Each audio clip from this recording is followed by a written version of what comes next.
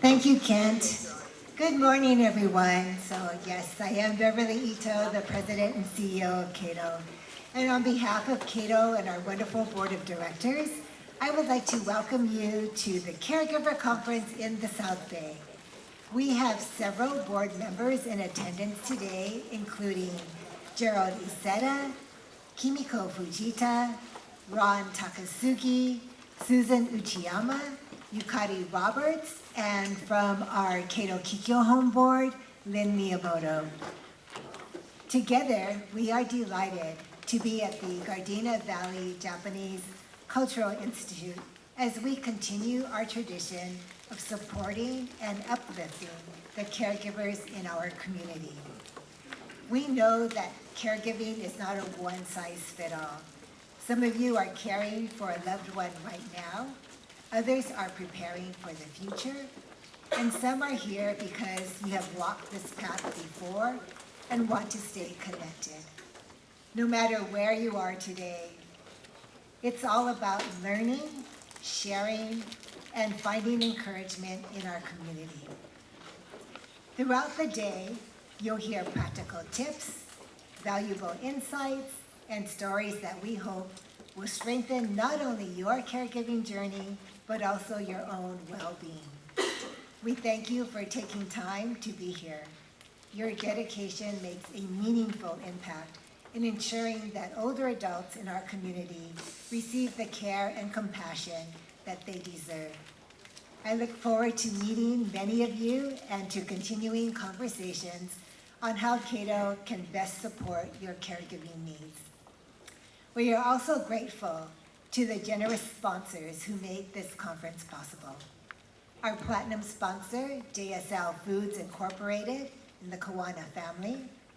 Our gold sponsors, Independence at Home. Silver sponsors, Jean and Vicky Kanamori and the Key Millennia. Purple sponsors, Lisa Chow and Nathaniel Wu.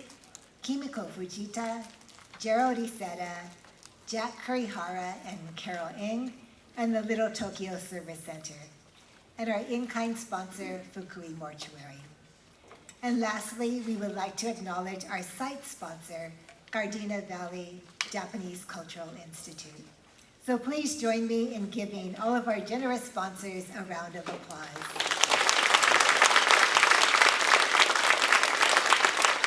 At this time, I would like to go ahead and introduce Kevin Onishi, the Chief Operating Officer of Keiro.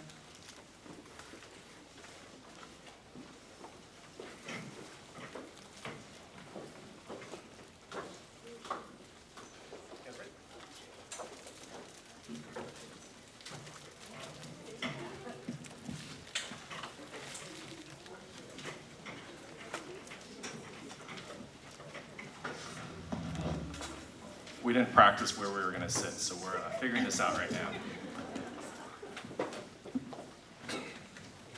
Awesome. Well, good morning, everyone. Thank you so much for joining us in this first session titled Practical Lessons in Family Caregiving. My name is Kevin Onishi, and I'm Keiro's Chief Operating Officer, and I get the privilege of being today's moderator for this panel. I'm really excited for this. I've been looking forward to this panel since we first started talking about it a few months ago. Partly because caregiving is one of the most personal and universal experiences that we all have, and partially, to be honest, I needed something exciting to look forward to after last night's Dodger game.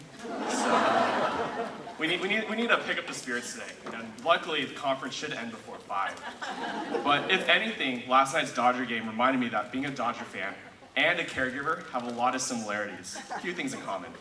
Both require an endless amount of patience, being able to manage disappointment gracefully, and being able to hold on to that hope that things will get better. And as we know, that sounds a lot like caregiving. You know, caregiving is not a one-size-fits-all situation. And in fact, every situation brings us to, every situation reminds us that every family is different. Some of us are supporting loved ones from a distance, some are caregiving full-time, and others are preparing for what's ahead. So our panel today really brings together 3 amazing caregivers who have been through all of these experiences and some. Their lessons are going to hopefully really resonate with you all today. And they're going to really show us, again, what are some of those tips and trips that they've figured out. You'll hear stories about how their needs have changed over time, how to navigate some of those tricky family dynamics and decisions, and really how to coordinate care in your own situations. And by the end of this, we hope that you all walk away with not just insights, but also encouragement, and maybe even a few practical items that you might be able to take along with you as well. So with that, I do want to introduce our panelists for today. So first, to my left, we have Alan, who is a longtime community and cultural leader and now a dedicated family member. He's the former president and now secretary of the Gardena Valley Japanese Cultural Institute, where we're here today, a counselor at the Gardena Buddhist Church, and somehow still finds time to teach Dharma school and storytelling to middle schoolers. When he's not doing that, he's back at USC working at the Head Start and TRIO programs, and Alan is truly someone who lives a life of service and learning. So please join me in welcoming Alan to the stage. Up next, we have Nancy, who is an experienced caregiver who cared for both of her parents while teaching part-time. She first connected with Keiro's Iyashi Care program through her church, and since then, she has become one of our strongest advocates, helping others to discover that kind, culturally sensitive care is important. Nancy is also active in Sophie's, a philanthropic women's organization in Orange County. So please welcome me and join Nancy. And last but not least, we have Viva Ayamogi, who has been caring for her mothers with Alzheimer's for the past 10 years, while also working as a public policy strategist. She spends her career advocating equity in education and civic engagement, and now that brings that same passion for advocating for care, integrating her lived experiences into her work to push for policies and workplaces that truly value care. So again, let's welcome Viva to the stage too. Okay, so panelists, we have the time over here, so we'll use that to moderate, make sure we keep up with this. So I'm gonna ask a series of questions and kind of walk us through, again, each of your caregiving journeys. So let's start off. Let's first kind of tell the audience a little bit about how you started your journeys. So Viva, I'm gonna start with you. You started your journey pretty early in life. So how old were you when you first started caregiving, if you don't mind me asking? And how did this responsibility really shape this stage of life, with your approach as a caregiver? Thanks, Kevin. Hi, good morning. So my mom was diagnosed about 10 years ago. I was probably around a little over 10 years. So I was about 28 years old when it all started. And as you can imagine, that was my career was just starting to pick up.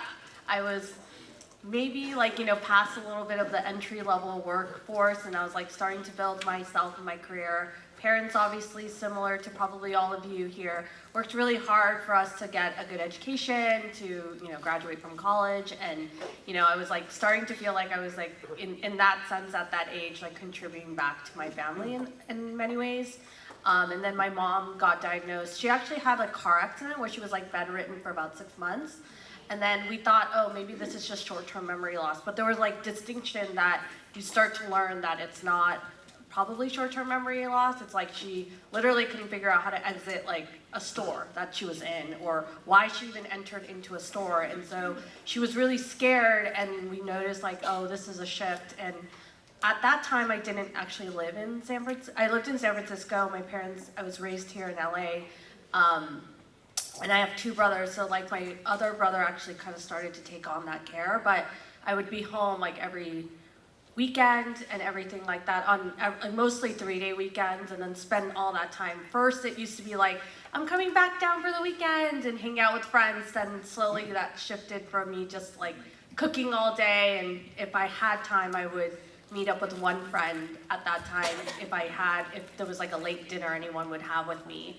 And so that really shifted. I think the one thing was that for myself, caring for my mom came a little bit more naturally. I know relationships can be very complicated with moms and for, daughters and moms. And my relationship with my mom was fairly positive. And so caring for her came naturally, but what ended up happening was I completely froze my personal life. So it actually took a lot of my friends and kind of people around me to be do you know you haven't went on a date for 2 years? And I was yeah, but then I was embarrassed or not try to talk about my mom's experience. I was so focused on building a career, how can I get a job? that's going to be sustainable enough for me to move back down to LA to, so I eventually moved back down, as you can see, but it took like years of figuring that out, that I realized like this whole responsibility had to like really shift in the 10 years. Like I had to figure out like, how am I gonna live my life? And that, it did just take 10 years. Like I just got married like this year, and so like, thank you. And my husband's here, and so it's like, it's wonderful, like we found each other, but it took that long time. And I know for some parents here might be like, I should have been doing that at 28, and so that was not happening at that time in my life, but it shifted my that responsibility really shifted my whole perspective of like, from career to friends to family to everyone, like, okay, what do I love the most, rather than like what will make my parents quote unquote proud. So like career did have to shift a lot in terms of making it all possible too. Yes, I really appreciate hearing you say that your relationship between you as a daughter and your mother changed. Wish my mom was here to see that too, because she can show a little empathy to me every once in a while. But no, thank you for sharing that. And I think, Viva, you bring up an interesting point too that I want to remind the audience. One of the best things about having these panelists here is they're willing to share some of these stories.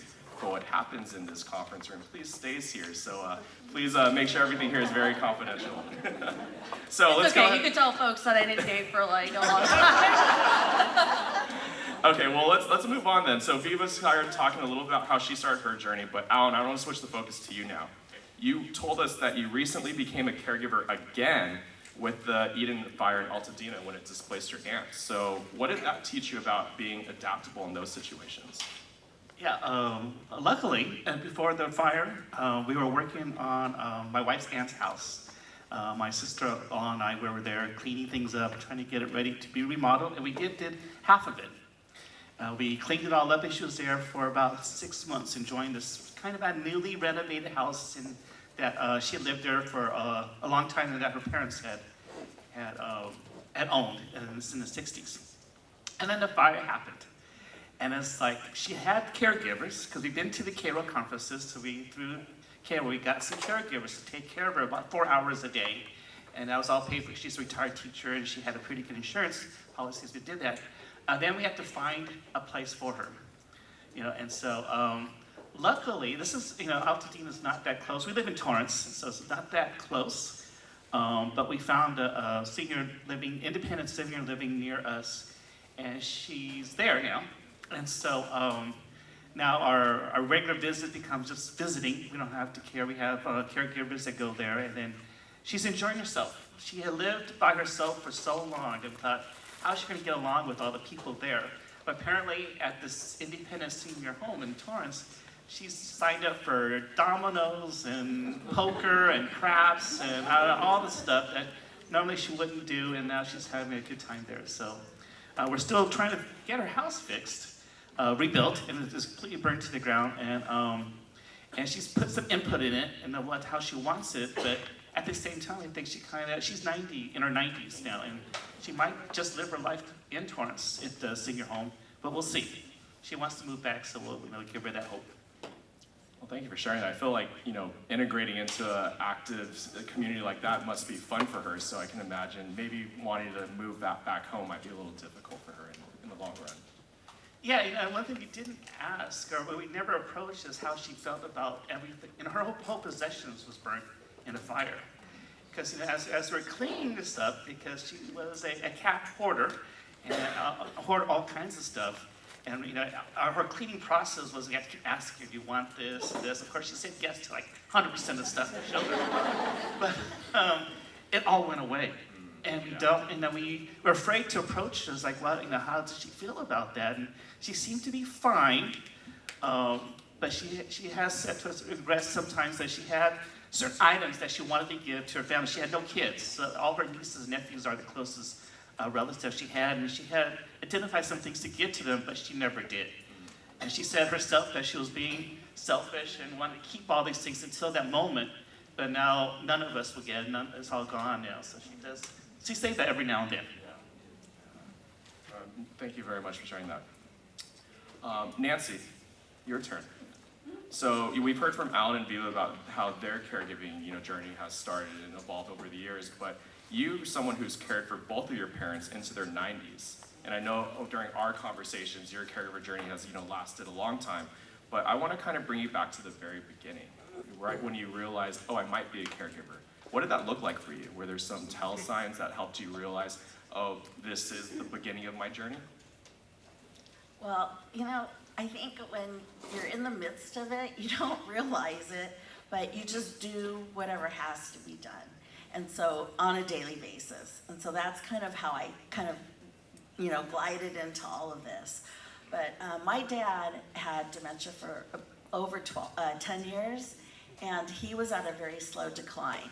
But there were signs, like he would, constantly repeat questions over, and like, gosh, he was an engineer, retired engineer. So he was very, very, chanto, very organized, and, had everything. And when he paid his federal taxes twice, we knew something was wrong, So luckily he did get his, refund back. But, as a result of part of that, he would ask, like, what day is this, and what's the date? He just was so confused. And if he took a nap, he'd wake up and he would think, it was morning, but it would be like dinner time. So as a result, I went on Amazon and I bought this clock over here that he's holding up here, thank you. And it's in big print, it has a day of the week, it has the time, AM, PM, even says, night or dusk, and then it has the date on there. So this really helped my mom and dad. So I ordered, I think, 3 of them and placed them around the house, and came in very handy. We're going to have to find the name of that company to sponsor our next caregiver. Trust me, it'll be worth it. Another idea here was, Dad would hang up the phone, and I would say, "Hey, Dad, who'd you just talk to?" And he would go, "I don't know." I mean, just seconds after he just hung up. And so, little did I know that there were times that he was donating money to local charities or, police department, fire department, the veterans, even some political parties, So at that point, instead of, taking his credit card away and saying, "Oh, you can't have that," he would have been very offended, very angry, very mad. So I just, went to the credit union and just lowered the, credit limit on that. So if he wanted to give some, that's fine, but at least it was controlled. So those were just a few points that, saw happening. And just to let you know, with my mom, her dementia started when she fell asleep at the dining room table. She fell down, smacked her head on our tile, and that was, the dementia started showing up, the signs of them after that head trauma. So from December to April, I mean, it was really bad. She would be seeing things, there's like worms in her clothes or out of the tile, or there's somebody in our backyard, or there's an airplane, and we would, at first we're like, "No, there's not. What are you talking about?" And I think at that point it hit me. I needed to, just educate myself and get more information about dementia and about patients and how to deal with that.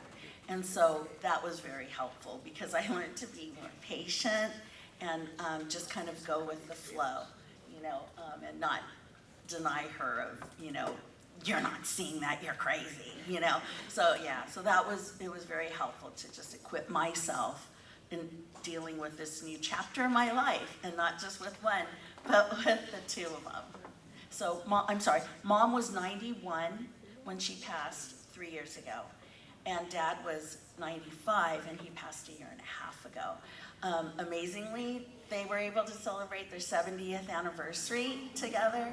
Mom was still kind of with it, and Dad, and we got together as a family and got to celebrate that milestone. So, it turned out wonderfully. Oh, that's awesome. And you kind of touched on this too. You said it was you, your mom, and your dad. But I think what the 3 of you also kind of touched on is there's more people involved in caregiving too, right? It's a whole family affair. It's a whole team approach. There are some people who are knowingly a part of your team, and other people who might not know they're part of the caregiving team, but we rely a lot of them on. So I want to switch gears a little bit now, kind of talking about what were some of those specific challenges as you all started navigating your caregiving journeys, especially when it comes to those emotions, the family dynamics. And if any of you have been to any of our caregiver conferences in the past, we talk a lot about self-care. So Viva, I want to go back to you. And in our conversations over the past few months, you've shared a lot about some of that maybe unspoken tension that you might have been feeling. I know earlier you mentioned about relationship between you and your mother as, daughter and mother as well. How did you navigate those emotions? Yeah, I mean, it's never graceful, first of all. I think, dealing with this is, pain, grief, loss, love, and everything all at once and at a very specific time. But, yeah, especially when it came to with my family or even friends, I think what I did learn was, people who are your close family friends or even siblings or, my siblings and relatives, it's not a given that they will come and care for the family member, and that was something that was very hard for me to learn. And the way that for a while I definitely thought wow, this is so unfair. I have to, why am I doing it and my brother might not be doing this or whatnot. And then one day it was a very difficult conversation, but we had to sit down and talk about it. And I approached him and I said, wow, I know you love mom. That's I don't doubt that at all, but I just think let's just be clear, you can't care for her. Is that correct? And he did acknowledge that he just doesn't have the capacity. And there's a lot of things that I learned about caregiving. It's just such a painful journey. And even certain friends that we thought we can rely on, sometimes I think even the shock of my mom not remembering how they met or who they are or their name, I think that shock and sometimes can be too much if you've known them for so long that they just couldn't show up. And that didn't mean that they didn't love that person. It's just you're meeting somebody almost brand new. And so our care team is pretty brand new. It's in the last 2 years or so that we have a group of people that through outreach, through friends of friends, and all these other people that kind of just know my mom at this stage, so that it was a little bit different. With my brothers as well, we really had to shift it around that. So one of them does have a family and he has his own responsibilities, and it's not that he didn't want to, it's just it was just so overwhelming. And you read about all these statistics around caregiving, how difficult it is. And so it really came to a point where and it's not that there's always gonna be some level of tension, but I think that I realized I needed to stop saying that's unfair or being resentful or angry, because that is what I will carry. And so I had to find some level of understanding of where he is. And so that's something that was very, very hard, but I've kind of had to separate love and care as two very different acts. It's the time, the example I continue to think about is I worked in school districts, and how many parents during COVID could not teach their kids in the house, and they wanted their kids back in school so bad. And it's it's not that they couldn't love their kids, it's just brain development for a child requires skills.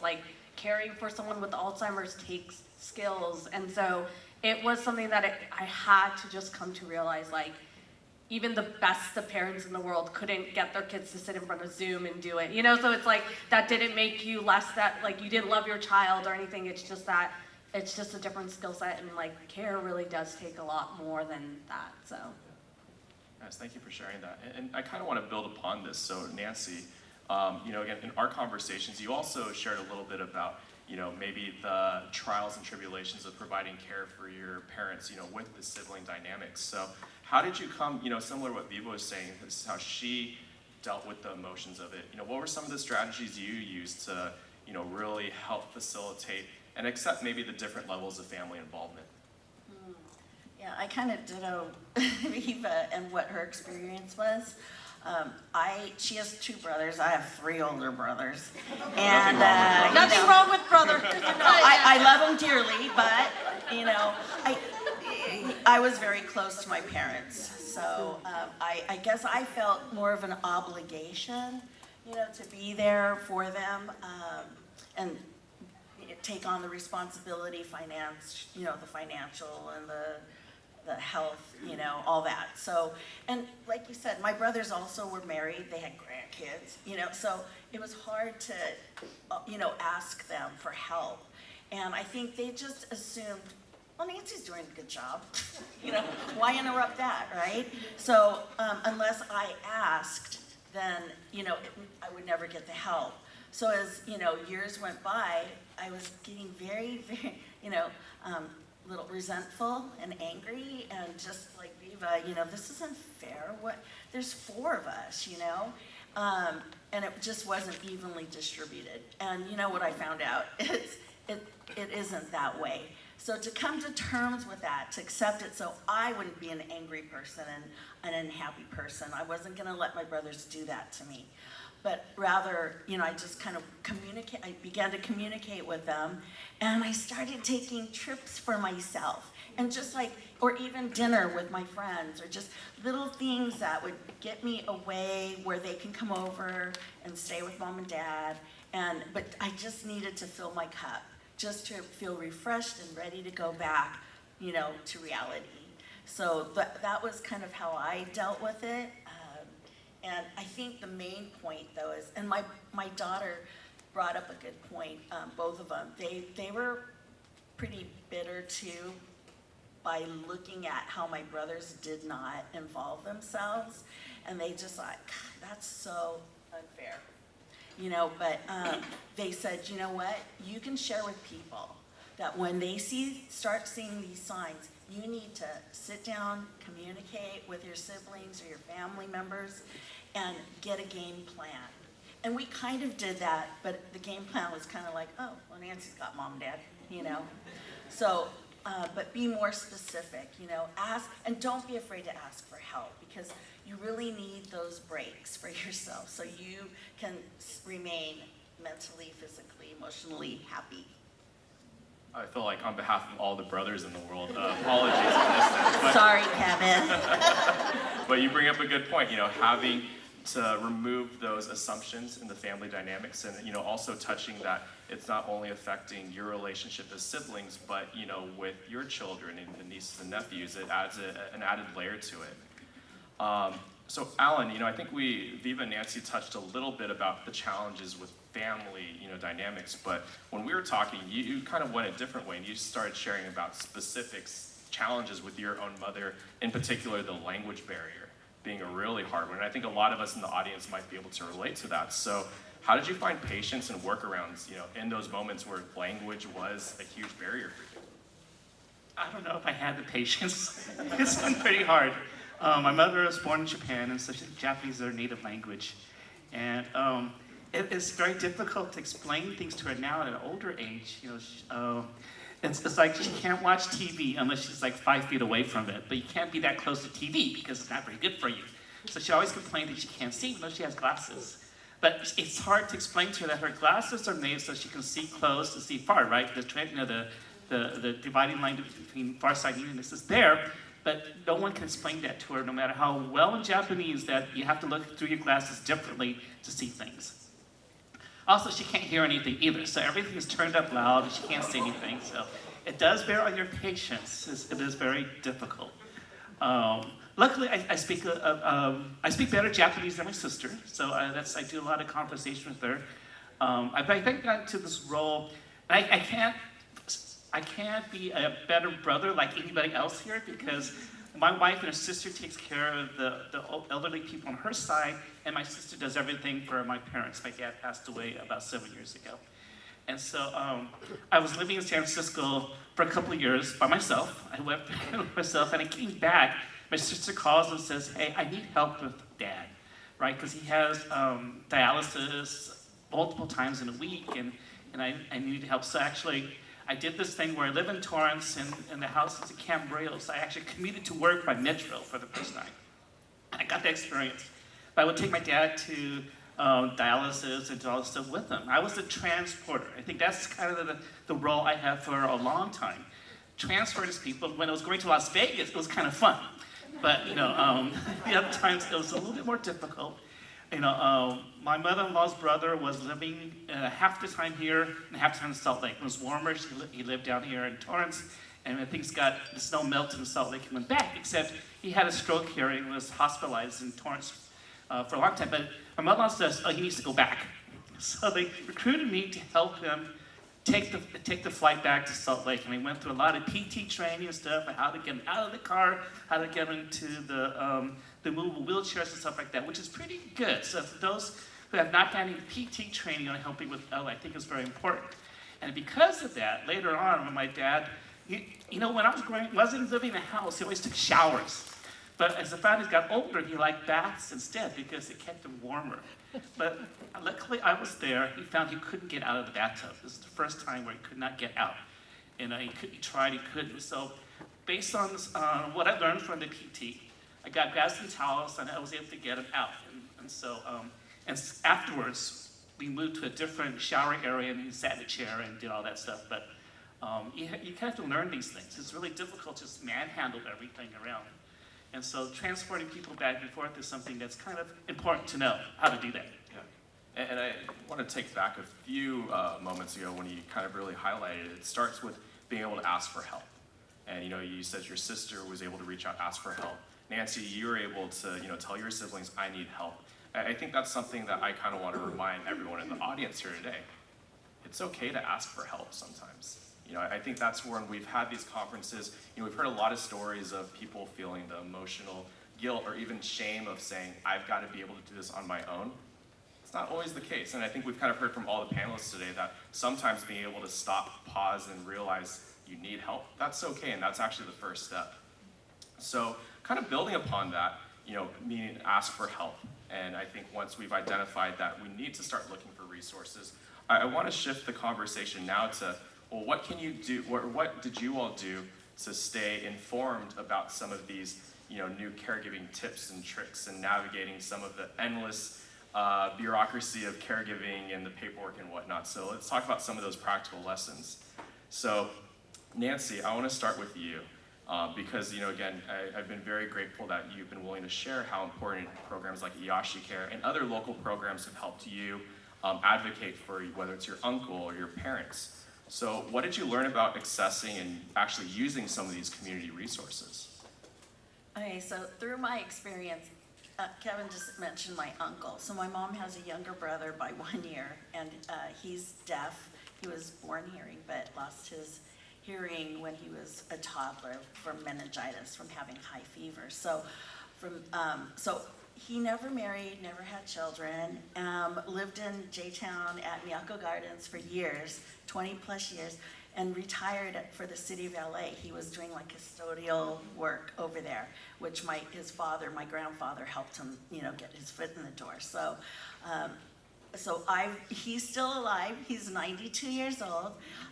He did take a fall on 2nd Street, and for 6 days, I didn't know that he was in the hospital. So because he's deaf, nobody could communicate that with him. So anyway, at that point, I moved him out of Miyako Gardens and into a boarding care in Fullerton.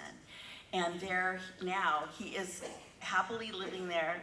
They love him. He loves the people there.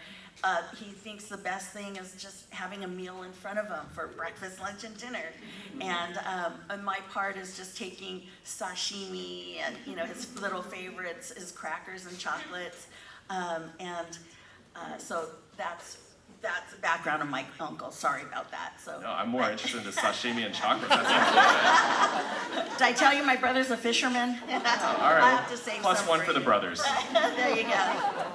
Okay, I'll put you on our list there. But yeah, so I was very fortunate to be part of 2 different groups, and one was through our church. It was a support group for caregivers, and that's where I learned about Iyashi Care.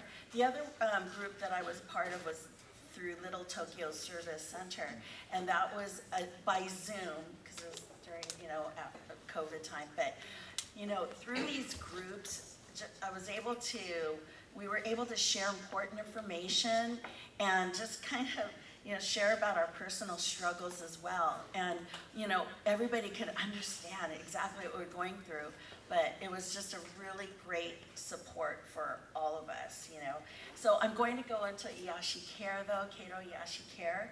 And both my parents were on palliative care, where Dr. Edwin Yanami, he would make a house call, every 3 months he would come and see mom and dad, monitor their vitals and their weight and go through their meds. And for some of you, maybe I'll explain palliative care. It's a compassionate and supportive approach to care for people with serious illnesses, just like dementia, and aiming to improve the quality of life and to empower them to make informed decisions, about their care and their future care. So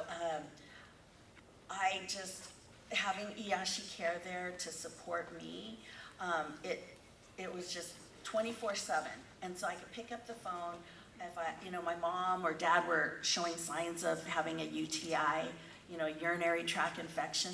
They would react differently. They would behave differently. My mom got really violent and threw a mug at a window, and that, it was like, God, that's not her, but just different signs. My dad was more lethargic, was not hungry. So, there's just different signs, but you pick up on these things. And so I would call up Iyashi Care, they need antibiotics, I think they have a UTI. Immediately, what pharmacy? Go pick it up. My mom would have it in her system. At first, when I was calling, the senior doctor at UCI, I'd say, they've got a UTI, well, we can get you in next month, and I'm like, no, we need the meds now, and so by switching over to Iyashi Care, Dr. Yanami and the team, they were able to, be able to service my parents almost immediately, and for that, I was just so thankful for. Also, Iyashi Care, we touched upon it with Alan, they also speak Japanese, so, they're able to bridge, and the patients are able to trust them, and I found that in my support groups with other parents who had Japanese-speaking parents, so that was, just of utmost importance, Lastly, Iyashi Care, they helped our family through the most difficult times. And they were, once mom and dad went from palliative care, where you just kind of maintain, mom and dad didn't want anything evasive, any procedures and tests, go to the hospital. So we just wanted to maintain things. But once they got to the point where they were going into hospice care, the later days of their life, Iyashi Care, the team was there to support us and help us and equip us for what was to come. They let us know exactly, what things to look for. So we had absolutely no surprises. And honestly, the whole process was it was beautiful for our family. It was smooth, and it was just a wonderful time, a wonderful ending for, both of my parents. I was able to, Dad was home at that time when he passed, but we were able to take my mom from her boarding care, bring her home, and be surrounded by our family. We were playing music, we were eating, we were, talking to her, we were, holding her hand and praying with her and, kissing her. And I just think for them to be there to let us, experience this way was just so wonderful, because I have no regrets at all. Well, thank you so much for sharing that. And you did mention a couple of the resources, that really helped you and your family out. And I just do want to acknowledge, if you haven't already, in the back of the conference hall, we have a ton of vendors here who can help you and your families, navigate some of these challenges. So I do want to give a special shout out to our friends at Little Tokyo Service Center that Nancy did acknowledge, as well as our Iyashi Care team back there. I see Kanako. So if you have any questions about some of these programs and all the other resource vendors, please take advantage of while they're here during the lunch break. So Viva, your turn now. You want to keep going back on, navigating some of these challenges and some of the resources that, you had to lean on. So, I know we've talked a little bit, in our conversations again about navigating things such as what's the difference between Medicare Advantage and normal Medicare? what practical advice would you want to share with everyone here on, what should they do if they start feeling overwhelmed? Where should they start? How do they balance that? Yeah, one of the things that and this is like all folks like friends of my like similar age or maybe a little bit older, but when I was like telling them, I was like, oh, what should I do? My mom's starting to need some like care services and whatnot. Everyone's like, Medicare covers that. And I was like, oh, really? First of all, it does not cover like caregiving at all. They're starting to. I think like every year, I think there's like so much advocacy happening to make sure that there's going to be more support or education or whatnot. But I learned like, and it was so definitive for some of my friends who are in like the insurance world, lawyers, whatever, right? Like I trust those friends. I call like my lawyer friend. I'm like, how do I get my mom help? And they're like, original Medicare. And it's like, oh, really? And it's like not really fully accessible. And when my mom she had a fall and that's when I actually met Kevin, because like I just had to like reach out to so many people, like, what do I do? She had a fall. She was getting her surgery done, but afterwards, like the skilled nursing facilities and whatnot. And I learned that original Medicare covers 80% of your, coverage, and then you can get a Medi gap to fill in that gap. But we were enrolled in Medicare Advantage, and the nurse was like, in LA, you can only go to these places, and they were all, like, we're in West LA, my parents are, and then they were all like East LA, Tarzana area, and I was like, I can't have her there. Like, my mom stayed at a place a couple years ago that was like 5 minutes away. There's plenty of places in West LA that can take her, but they're like, oh, and then like the social worker from the hospital like muttered, this is why you don't get Medicare Advantage. And I was like, what does that mean? It's like, can I switch now? Can I switch today? And like, it wasn't even like that. And it's not to say that Medicare Advantage is not good. It's just like, they do provide like a full comprehensive benefit if you're like healthy. Like, if you also need like hearing support, eye exams and certain dental, like they'll provide that. It was just for me, like my mom had very specific needs, and the more and more her care was getting more specific, like even around like, it's like things I wish I never had to like learn, but it's like the rental prices difference between like certain equipments, medical equipments, like Medicare, like original Medicare will cover more of that than Advantage because of certain plans, and just because it says PPO doesn't mean it makes sense. And so I had no idea, because I think like as now the more and more I got like understood, like, okay, my mom needs these things. There are actually like, it's funny because like we really do lean on the resources that are here, because like, so like there's like the Center for Healthcare Rights, they're like a non-biased, like they're gonna tell you, obviously I'm biased, so don't listen to me fully, like there's folks back there that are like gonna give you the non-biased, like if you tell them what your needs are, there's like counselors that you can talk on the phone, and then if you have like specific needs, then you get like, suddenly you'll get a bill, or suddenly you'll get like a new letter from them saying like, this is not gonna be covered, or this is not gonna happen. Then like there's also like Alzheimer's LA, who they also have counselors as well, and you can call them and they'll like help you through those like small tasks, because like it's very specific, and you're like, I got this letter from this department, but I tried calling here and they won't even tell me what it is, and then they'll be like the folks from Alzheimer's LA would be like, well, because you actually have to call this department, and you're like, wait, that it's like super confusing, because so many people take care of very specific parts, even in government, that like I never understood. And so like for me, that's what was able to do. And then for us, like, I learned that like especially for skilled nursing, like they will for sure take original Medicare whichever ones they are. So like for us, like that assurance itself was like super important.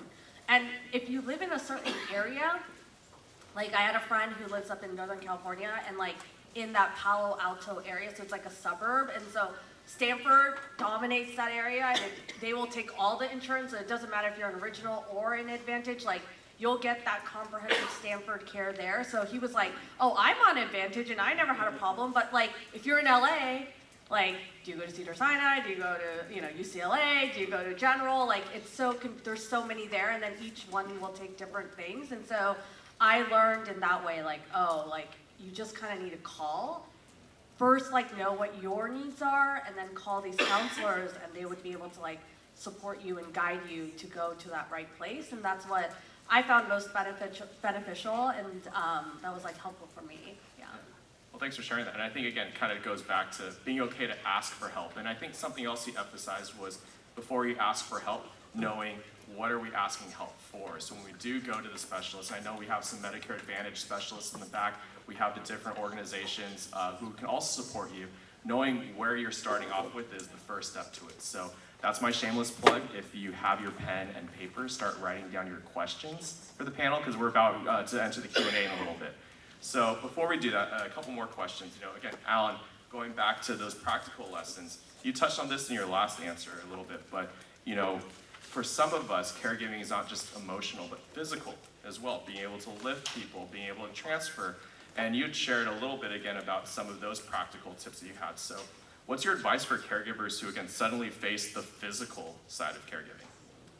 Yeah, for those who can, they should take some of the courses they have. Keiro provides that with physical therapists and stuff. I know for some of the ladies who are smaller, it may be hard to do, but still I think it's important to protect yourself as well too. I wasn't really planning on learning these things, but it just happened to be there each of these times. So like when we took our uncle to Salt Lake, I sat with the PT person for a couple of hours getting all this training and stuff, or else they couldn't release him. And so that helped.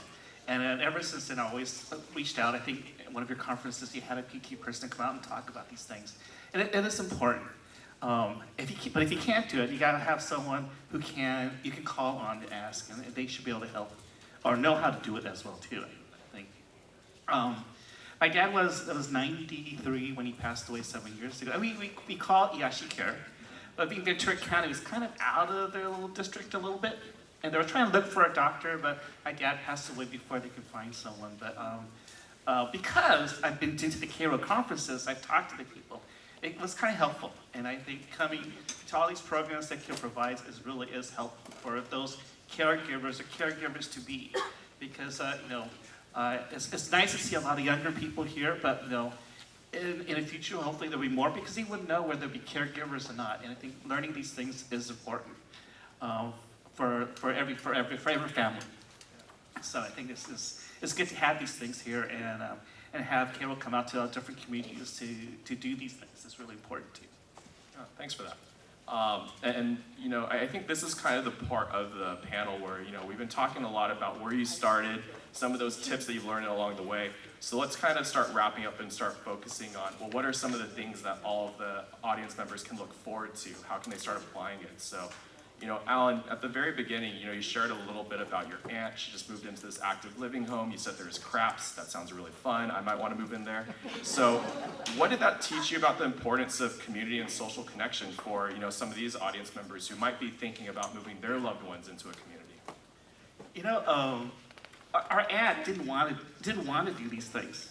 And it wasn't until, because of the fire, we had to put her there for a place to live. All of a sudden she learned something. So even if your parent disagrees with you and fights with you and don't want these things, you should at least persuade and give it a try, because you never know. Luckily for her, it was a gift in a way. The fire has. Now we go to her apartment there, we visit with her and stuff, but you can see things starting to pile up. There's things that she purchased and stuff. And it's like, oh no, but she's 90. And thinking, well, why not? That's her joy in life. Fine, do that. But we never expected her to go and be social. We thought she'd be by herself and everything, and you never know. So for those older folks here, these things you may not want to, but it might be fun.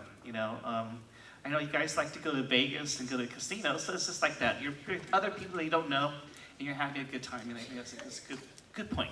Yeah, those social connections are really important, and being able to do it in a fun way kind of helps bridge that transition into the new resources. And, I think, Viva, that kind of blends into what I want to ask you now, right? You've been clear that caregivers, it's a long journey for them, right? And it's something that you go through your trials and tribulations, but understanding that why do they do this is so important. So knowing that your why as a caregiver sustained you, what advice would you have for our community members about how can they start searching for theirs? Yeah, I think, I talk to a lot of my friends about this. They come to me and, because I made a move, and trust me, moving back down, because I did more policy work in government and political work, like when I was moving back from San Francisco after almost like 20 years, everyone at my workplace or in my community as well was like, I've never met someone who would like let go so much of their social capital to go back down and let it all go. And it was like, and it's shocking. So, and I naively was like, I can do this because and it wasn't out of guilt. I'll just say that, like, my mom never guilted me. My parents never asked me to move down.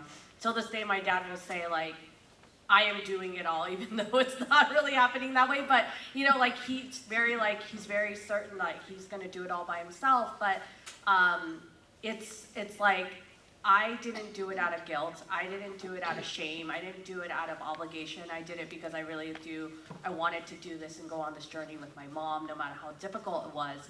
I know I mentioned about my siblings. I do have one sibling who just couldn't at a certain point. And, I learned the statistic that like 40% of caregivers die before the ones that then the caregivers actually die before that they care for the people that they're caring for.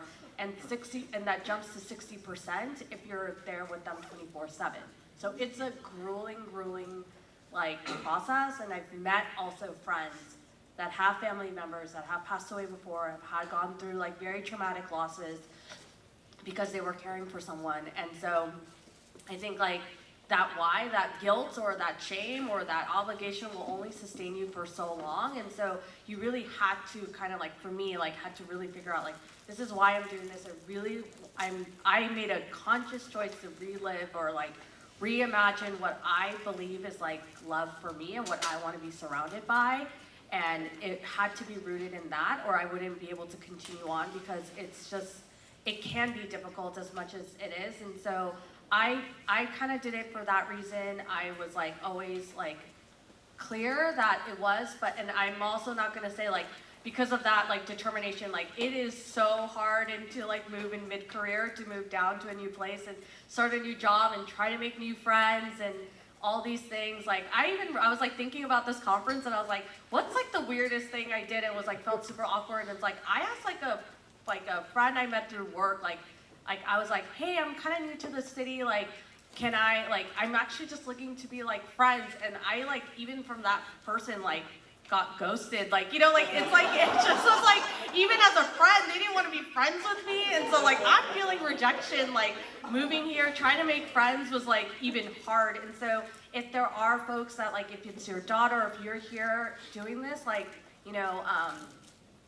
I think like having those difficult conversations and also like having a lot of compassion, like we had to really like I was never you're never prepared for these moments, like, and so it took me years to reach out to resources. It did all these things. And so I would just say that like it just takes time and patience, and also like whatever you might be going through with your family members, I think it's gonna go through its like ebbs and flows. And it took me a while to like be fully in. And so it's such a journey, and luckily, and also like I've been in this for 10 years, but my husband reminds me, like, my mom is still healthy. She was early onset, so it's like she's gonna be around for another 10 plus years. And so my journey is gonna be a very long one, and I'm gonna have to try to figure out navigating, like, how do I build a family with this and all these other things. But I think that, yeah, that's what I mean. Like, it's not going to be sustainable if you're just doing it out of like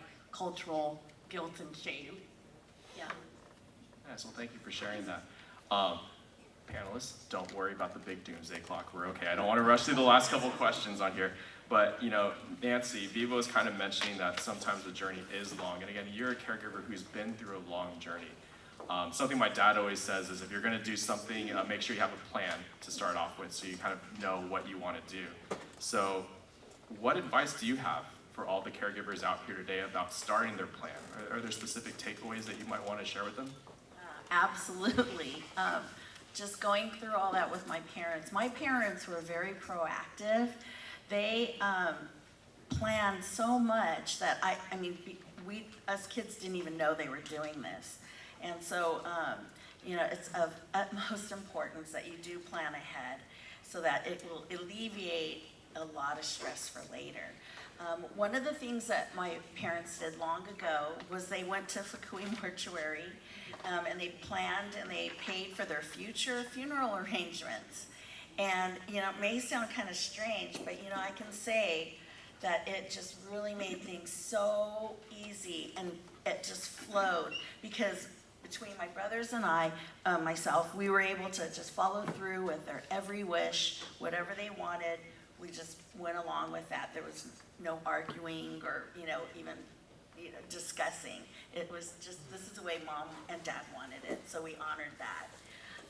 And because of that, when Uncle was in Daytown, one day I just said, "Hey, Uncle, do you want to go to Fukui Mortuary?" You know, and I'm trying to sign this, you know, like when you die. But, you know, he was like, "Yeah, whatever, I'll follow you." And I'm okay. That sashimi really paid off. It did. He would do whatever I would say, you know. So, but really, Uncle, he came. I took him over to Fukui. We sat down with the counselor and the planner, and Uncle got to choose everything the way he wanted it. And it was wonderful because it just, I was relieved because I didn't have to make those choices and guess that this is what he wanted to have, you know, for himself. So, and also, I wasn't sure I was going to mention this, but for my parents, well, actually for my uncle as well, they had a DNR, which is a do not resuscitate, and a POLST, which, sorry, I have to read it. It's a physician's order for life-sustaining treatment, which basically is a medical order form that documents a patient's preference for their end-of-life care. And so my parents made it very clear that they didn't want to be resuscitated or to receive any, you know, evasive medical treatments to sustain them or prolong their lives. So that's why they had, you know, this in place. So that was very, very, very helpful. And another thing too, I think is the most important thing, Mom and Dad, you know, they went to the elder law, they got the family trust, and they had everything, you know, just set. And like I said, there's 4 of us. So, you know, Mom and Dad are very, you know, oh, quarter here, quarter here, quarter here, quarter there, you know, very equal. But one thing I just did want to mention is that, and we didn't know about this, but Dad found out from my sister-in-law's father about this, and it's called the no contest clause that you could put in your family trust. And what it is, it's just to ensure that there won't be any disagreements, that no one in the family is going to go and hire an attorney or, you know, go through legal means to try to change those plans that your parents have already put in place. And, you know, I just can't even tell you how thankful, not that there was going to be war between my brothers or anything like that, but, you know, everything was just smooth as butter. When we went into the attorney's office, he mentioned, he goes, "Wow, this is so nice to see all 4 of you just getting along," and, you know, and we were all happy. Everything just turned out the way Mom and Dad wanted, and there was no arguing or disagreements. And so for that, I'm so grateful to my parents for having planned ahead, which made my life much easier. And I was able to, I think, have more time to maybe deal with their loss and grieve rather than, oh my gosh, you know, all the plans that we had to do. So, yeah. Well, thank you so much, Nancy, for sharing that. And again, just want to thank Alan, Nancy, and Viva for their insights today. So can we give them a quick round of applause for this one?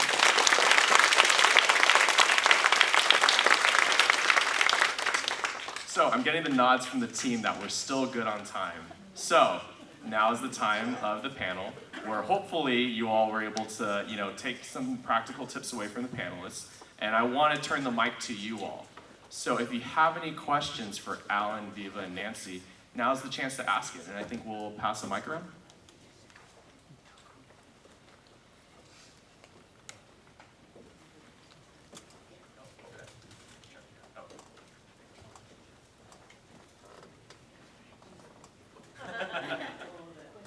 You you had mentioned places that the craft place, the caregiving places. Can you tell us the names of those places? That's kind of why we're here. Oh, each of you mentioned someplace. You know, the place that we put our aunt in is Caregiver in Torrance. It's a little expensive. It's like a country club. But you know, the minimum age is only 55.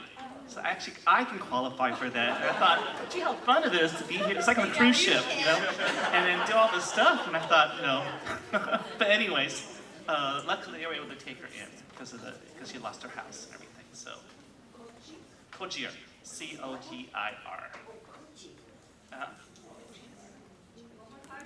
C-O-G-I-R. And looking around the room, they have room. They had names of all the residents on the doors, and I can see a lot of empty spaces. Oh, okay. To let you know, my mom, I promised her, like, I'd be in it for the long run. Mom, I'm gonna be here, I got your back. And I had a lot of guilt when I had to put her into assisted living in the memory care floor at Regency Palms in Long Beach. And, you know, it was really hard at first, but they were able to provide social, and I mean, it was crazy, but that year that she was there, they said, we're gonna have this like pageant, and we're gonna have Miss Regency Palms, and you can vote by Facebook, and we're gonna crown her, and so I was like, wow, this sounds really cool, you know, and Mom was still kind of with it then. So they said have like a hobby, so Mom did a hula dance to Tiny Bubbles. I got a skirt, you know, and coconuts, whatever. And they did a cooking thing. They did various things for her to participate in. And then people on Facebook, mainly our family and friends, they would all vote. And lo and behold, my mom won the first ever Regency Palms. they had a velvet, the cape, the robe, and they had, big, beautiful, roses and a crown, a tiara. And so, I mean, it was really good for her. So, if you want your person to be, crowned Miss Regency Palms, send them over there. But really, that was the social part, I think, was the part that really kept my mom going. At home, we didn't have the patience for her a lot of times when she was seeing the airplanes in the backyard and these people robbing rocks and things in our backyard. So, it was really hard. We would try to kind of avoid her at times, and that made it very frustrating. So, and she was up all hours of the night, and I couldn't do that. So, Mom ended up there, but because of that, at first I had so much guilt because I rescinded on, my promise to her. But, I'll share that part in the closing later. But anyway, everything just really turned out at Regency Palms. And then from there she fell, and I sent her to a wonderful boarding care home in Orange. And so I brought cards just in case, you can take a picture of it if you want. But they did a wonderful job. They just loved on Mom, and you can go anytime and visit her, take her any kind of food, and take her out. So that was a wonderful place. Dad stayed home the whole time. Yeah, my parents are home, so they haven't gone. Well, shameless plug here. I think all of you subscribe to our e-blasts and publications. Getting a lot of nods. So, with that, we have been talking about our future plans too. So, because we're in the South Bay, I think it's appropriate to remind you all that our newest initiative, Keiro Kikyo Home, our new boarding care, is going to be in the South Bay. So, we'll continue to release information as it becomes available. But just, again, shameless plug that I think we as an organization are recognizing that there still is a need for some of these situations that Alan and Nancy just shared about. And we're excited to also provide this type of care to help family members as well. So, to be announced. Keep following us. Any other questions? I think we had one over here. Hi, thank you very much for all the information. It was really fabulous. Regarding the pulse form, I'm familiar with that, and I know that when I received it years ago, it was pink, and that you needed to have that pink form if you're in a home or wherever, or even at your own home. That is, that so that paramedics, whomever, can identify it quickly. Where would you receive, or where can you get that now? Actually, your primary care should be able to do that with you. Oh, Yeah, your primary care, if you are, I mean, Yash Care did it with us, but your primary care can do it if you request it, and they should be able to fill it out. And like you mentioned, we put ours on the fridge because it's the easiest place, and it's a big pink form. So. right. I know that the fire department says if you have anything important that they need to know, especially if they live alone, put everything on the refrigerator. We used to have things stuck up there all the time. But you're right, I did receive the form from Yashi Care that we'll continue on. Thanks, I want to get that. Bye-bye now. Thank you. I think we have one last question. So we'll go right in the middle.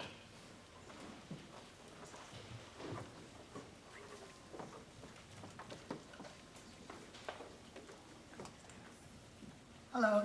I just wanted to give a shout out to Yashi Care and Keiro for everything. They've helped both my parents and my relatives. I kind of like advocate for them. I think everybody should sign up because palliative care, when you are in a medical situation, it really helps the whole family. It kind of brought all of our siblings together. We were all in the same, space. And my father, who's Japanese speaking, but has been in America for more than 67 years. He was able to talk to Dr. Yanami and understand, this is the next phase. And he was of mind. He was, physically a little bit, but mentally he was there. So it was good that Dr. Yanami talked to him in Japanese, explaining what's happening and, what the future is. And 2-3 years we were with Dr. Yanami. He passed away in 2024, but it was a good, last couple years that physically he wasn't able to, make it. But the other thing, Yashi Care is important. Long-term care. My dad was smart enough to get long-term care when they were in their 60s, 65. So it really helped in the end when we did have to go to boarding care. It helped the kids financially. We didn't have to struggle or like, okay, you put in this much and I put in that much. It took care of a lot of the financial burden. So I know Carl Kim's here, and they're having a seminar November 13th. It's here. So talk to Carl back there. I really think long-term care was, helpful for our family. But thank you, everybody. Oh, thank you so much for that shout out. And again, whether it's Carl, whether it's Kelly back there, we have a ton of different resources in the vendor fair that I hope you all can kind of take advantage of. And again, I appreciate the sentiment and stories about programs that Keiro hosts like Yashi Care. We're a resource for everyone here in the community to take, to utilize. But there are still so many other great organizations that I think the panel is also called out as well. So, it does start with asking for help. And if you ever need help figuring out where you can start with, please feel free to give our office a call. And, one of our team members would be more than happy to assist you with finding that first step. So, where'd that extra mic go? Okay. Can we bring it up here? Because I think we're going to go ahead and start wrapping it up. So, again, Alan, Nancy, Viva, just want to again thank you all for such a meaningful and honest discussion. And as we wrap up, I want to ask you each a final question. I was debating on asking you if you can predict today's Dodger score, but I don't want to jinx it. So we'll bring it back. So as we wrap up, what's the one piece of advice you want to share with every caregiver here today? And I know you all have a ton of great tips, but we've got to focus on one. Okay. I know we're all here because we want to take care of our parents, which is the proper social thing to say. But I think sometimes you got to think about yourself too. I started getting all these discounts because I thought it was kind of cool to have these senior discounts. My wife thought, "Oh, you got to be kidding!" But I did. I got the tap card, the Metro thing, all the senior discount, everything. But also, I need to prepare for our future too, because we don't have a daughter, and she's up north right now. So there's a time when, yeah, we have to think of what we are going to be when we need to get care, how she's going to be able to handle it. And so this is a good opportunity to learn all that stuff. I asked Nancy if she did the Fukui thing. She didn't, but I did. My wife and I did. We actually did the whole funeral service thing. So it makes it a lot easier for our kid when the time happens. You never know what's going to happen, but I think it's really important to think about yourself sometimes and say how you're going to take care of yourself when you get older or need care. And I'm 64, so I need to go and sign up for Medicare and stuff like that too. So I'm kind of learning all the stuff. But it's just remember that you will probably need care sometime in your life too. So it's good to start now and think about how what's going to happen. Nice, starting now. I like that one. Nancy, Viva? Well, okay, well, even though the plans had changed and I felt so guilty about my mom putting her in assisted living, don't feel guilty. I mean, I did everything I could, to make her happy, to make her safe, to take care of her, and provide for every need that she could have. I think, just not having that guilt. And because I did that, and I went against her wishes, put her in the assisted living, it created a void for my dad from being at home with them. And trust me, 70 years, it wasn't all, wonderful and fluffy. There were just, especially when the hearings started going and, it's like, Frank, you want some coffee? I can't hear you. What are you talking about? And I would wake up to that every morning, and then it would just spiral. So, for mom to be separated and be in a different place, my dad was like, where's mom? Where's mom? Constantly, all throughout the day. Oh, she's over here, but he missed her dearly. Every day, all the time. So I was like, okay, Dad, come on, let's go. We'll pick up some custard pie and we'll go, visit her. And Dad was happy. When we get there, my dad would hug her, kiss her, hold her hand. And I was like, whoa, I never saw that ever. Growing up, that just was not, happening in our house. But, to see and to witness their love of 70 years come around full circle and everything they had been through, it just was heartwarming. And to know that they went out like that, a year and a half apart, they, left. I think Dad was pretty heartbroken, but Dad, the night before he passed, he was eating, donuts and fruit and drinking his green tea that he drank every day, cups and cups of it. And he just went to sleep, and that was that. So, and we had all our family around, and Yashikara told us, that the time was coming near, so that we had our family around, and it was just, it could have been better. And Dad went out his way, so couldn't have been better. Thanks, Nancy. All right, Yeah. Viva. I think that mine will be that, I learned that my dad is like, any level of care that you are providing for your family is enough. Like, you don't have to be like what Nancy said, like 24/7 living with them. Like, different people are gonna come in and support. So it's really important for you to not feel bad if you're not doing everything, because you really cannot be doing everything. And then the other thing is that, like, as much as I can, I do. My dad is pretty hands-off on a lot of things, from finances, coordinating the schedules with other caregivers, to getting certain materials in, and if something's off with the house, like everything, like I take care of that. So it's the way that you would look in a circle is that, like, my dad will lean on me. It's a lot, but like, my dad will lean on me, and then I had to learn that I had to lean on my husband, but then like, and then my husband will have his own. So it's like, it's never that I lean, it's rare that I actually lean on my dad.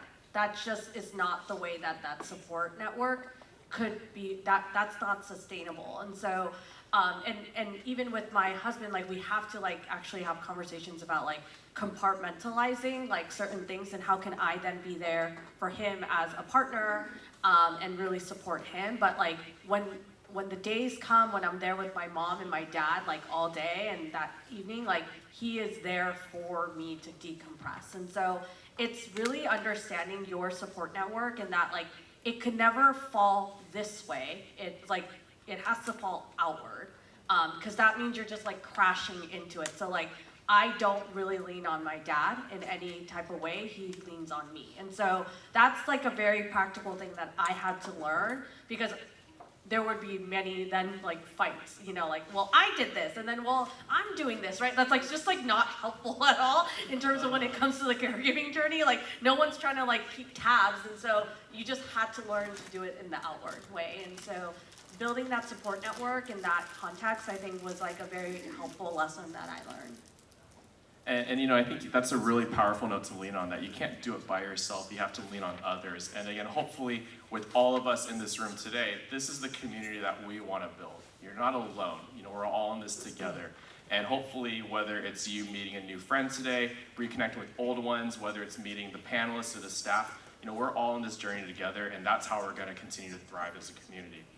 So with that, I just want to say on behalf of Keiro, really want to thank our panelists, Alan, Nancy, and Viva, for really, again, leading this compelling, you know, conversation today. So can we give them one last round of applause? They won't say this, but they've spent so much time thinking about their stories and how they wanted to answer the questions. So I really, again, appreciate the time and energy you all spent with that. Again, you know, each of you, again, reminded all of us here that caregiving just isn't a set of responsibilities, it really is a journey. So again, thank you all for that. Now for all of you, a couple of quick housekeeping things. We're gonna go ahead and take a quick 15-minute break. So you can go ahead and go refill, get some coffee, get some snacks, go use the restrooms. But we're gonna start back again promptly at 12 o'clock for the next panelist. So again, please feel free to go ahead and, you know, recharge yourself. I think they said fill up your cup, you know, get recharged. And again, we'll be back here in 15 minutes for the next panelist. So thank you very much.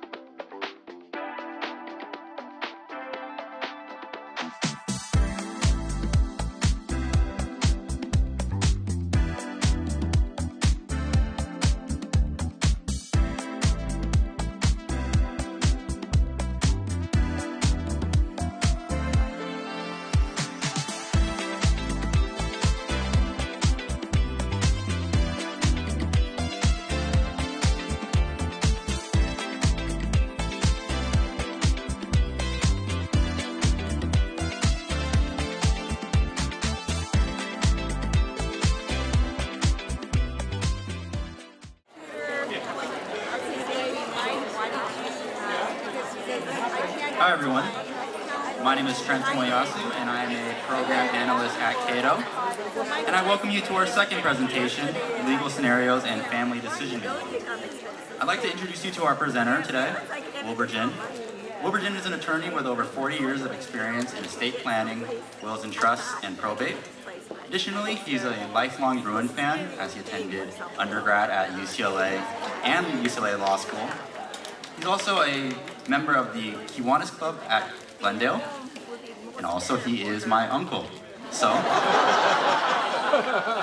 when we were planning this, we were talking about some of the different scenarios that a lot of caregivers find themselves in, or even care recipients. So we kind of heard from the panel here we heard from Nancy about how planning ahead a lot of your legal documents was very helpful. Additionally, in both of our work, we've also heard of scenarios where it wasn't so positive, that experience of going through your wills and trusts, advanced healthcare directives. So hopefully, through these scenarios, you'll be able to learn a little bit, either for yourself or for the person you're caregiving for, whether that's a spouse or a parent.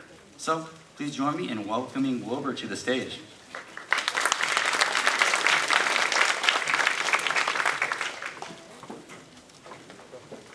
Good afternoon, everyone. Hope everyone's having a good time and learning a lot. Good. I didn't have that much experience with Keiro before, but they're very interesting. It's a great organization. And I wonder how many of you know what Keiro means. The word is unique. And I didn't realize until I checked their website, and it says Respect for the Elderly, which is a really appropriate name. It's a great organization providing wonderful service, education, and support. So I definitely think it's a great, organization. In fact, my wife and I will probably be supporting it going forward in the future. It's a tremendous organization. Anyway, today what I want to do is I want to impart to you certain basic information and knowledge that will help you, guide you in your future, and maybe avoid any probably disharmony or conflict. One of the things is, unfortunately, we don't live in a perfect world.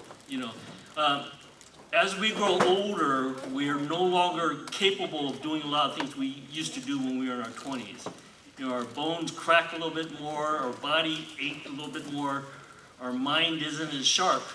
And, as long as we're able to do everything on our own, we're going to make those decisions. We're going to decide, where we're going to live, what kind of care treatment we're going to have.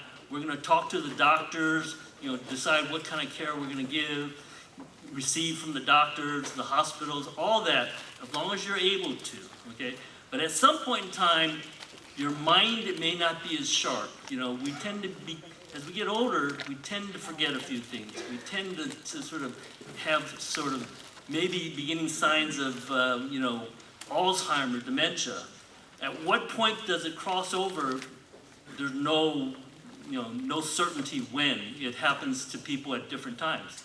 And in some cases, some people are good until they're, 100. I had a client that was 99. He was reading the stock reports, the Wall Street Journal every day, making daily trades and stuff. So he was capable of making decisions on his own up until that time. But what you want to do is you want to avoid family drama and family disharmony.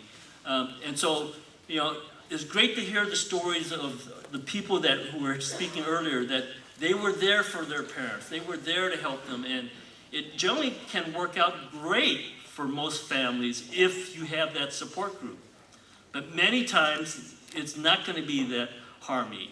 At what point are you going to have disagreement among family members? And this is where your legal documents can come in to help sort of kind of control your decisions and who you can appoint as the person that's going to be making those decisions for you.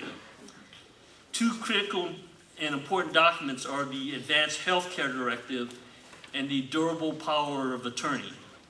Those allow the principal being able to identify and designate an agent to act for that person when he or she becomes incapacitated.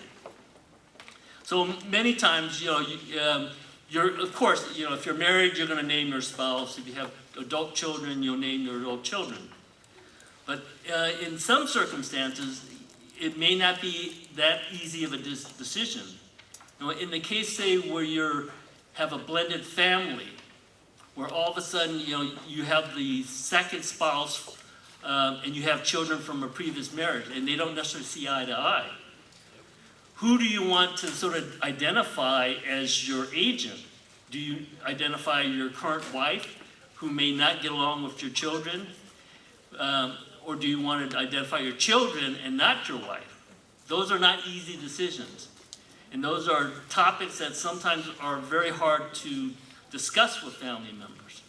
So you want to sort of think about that, and as long as you're capable, you're going to be able to make those decisions.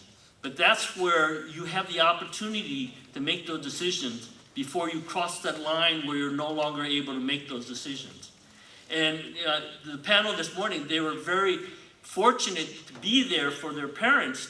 And I'm sure they had their challenges with their parents in deciding things.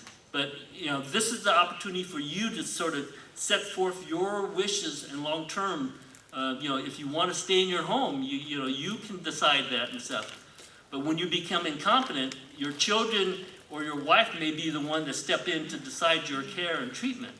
And a lot of times that care and treatment may be interfering with your finances. Unfortunately, we don't have unlimited resources. We could pay to bring in a care provider.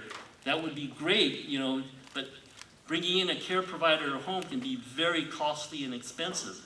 And we have some clients that are spending $15,000, $20,000 a month just to have a home care, 24-hour home care. And that can be very expensive. And again, if you don't have the resources, then you have to manage your care in accordance with your resources. Now, the legal documents that you can develop will help transition with your family as to what your wishes are. So this is the opportunity to decide who's going to be the agent. Again, it's tough to decide who is the best person to do it, because maybe your family don't get along. Luckily, the families this morning, they were able to identify the daughter as being the one that carried the wishes. But again, you have the opportunity to decide who you want to designate. And I hate to say it, daughters tend to be more compassionate and more understanding, where sons may not be as sort of emotionally attached and stuff. And I've had a number of clients where they don't want to name their son because they say, oh yeah, my son, as soon as I'm incompetent, they're sending me off to the home. And you don't want that. You want someone to be able to carry out your wishes. And most of our clients, they say, as I get older, I really like to stay in my home. I like to be there. I like to be able to, not be disrupted by moving into some assisted living or convalescent care and stuff. But at some point in time, it may get too expensive to try to maintain the home and bring in a care provider. So choosing the right person to be your agent is very important, and that's where you have the opportunity to do that.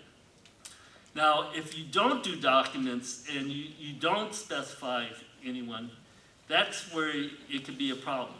So let's say, and most of the time, as long as you're able to do it, you're going to make those decisions. But let's say you have a stroke, you have a heart attack, or you're in an accident and you're hospitalized and unconscious. You're not going to make those decisions. Who is going to be the one that makes that decision for you? Who's going to decide whether they should operate or not? And that's where, a lot of times, if you don't specify it, the hospitals and doctors will sort of default to your spouse and to the immediate family as to making those decisions.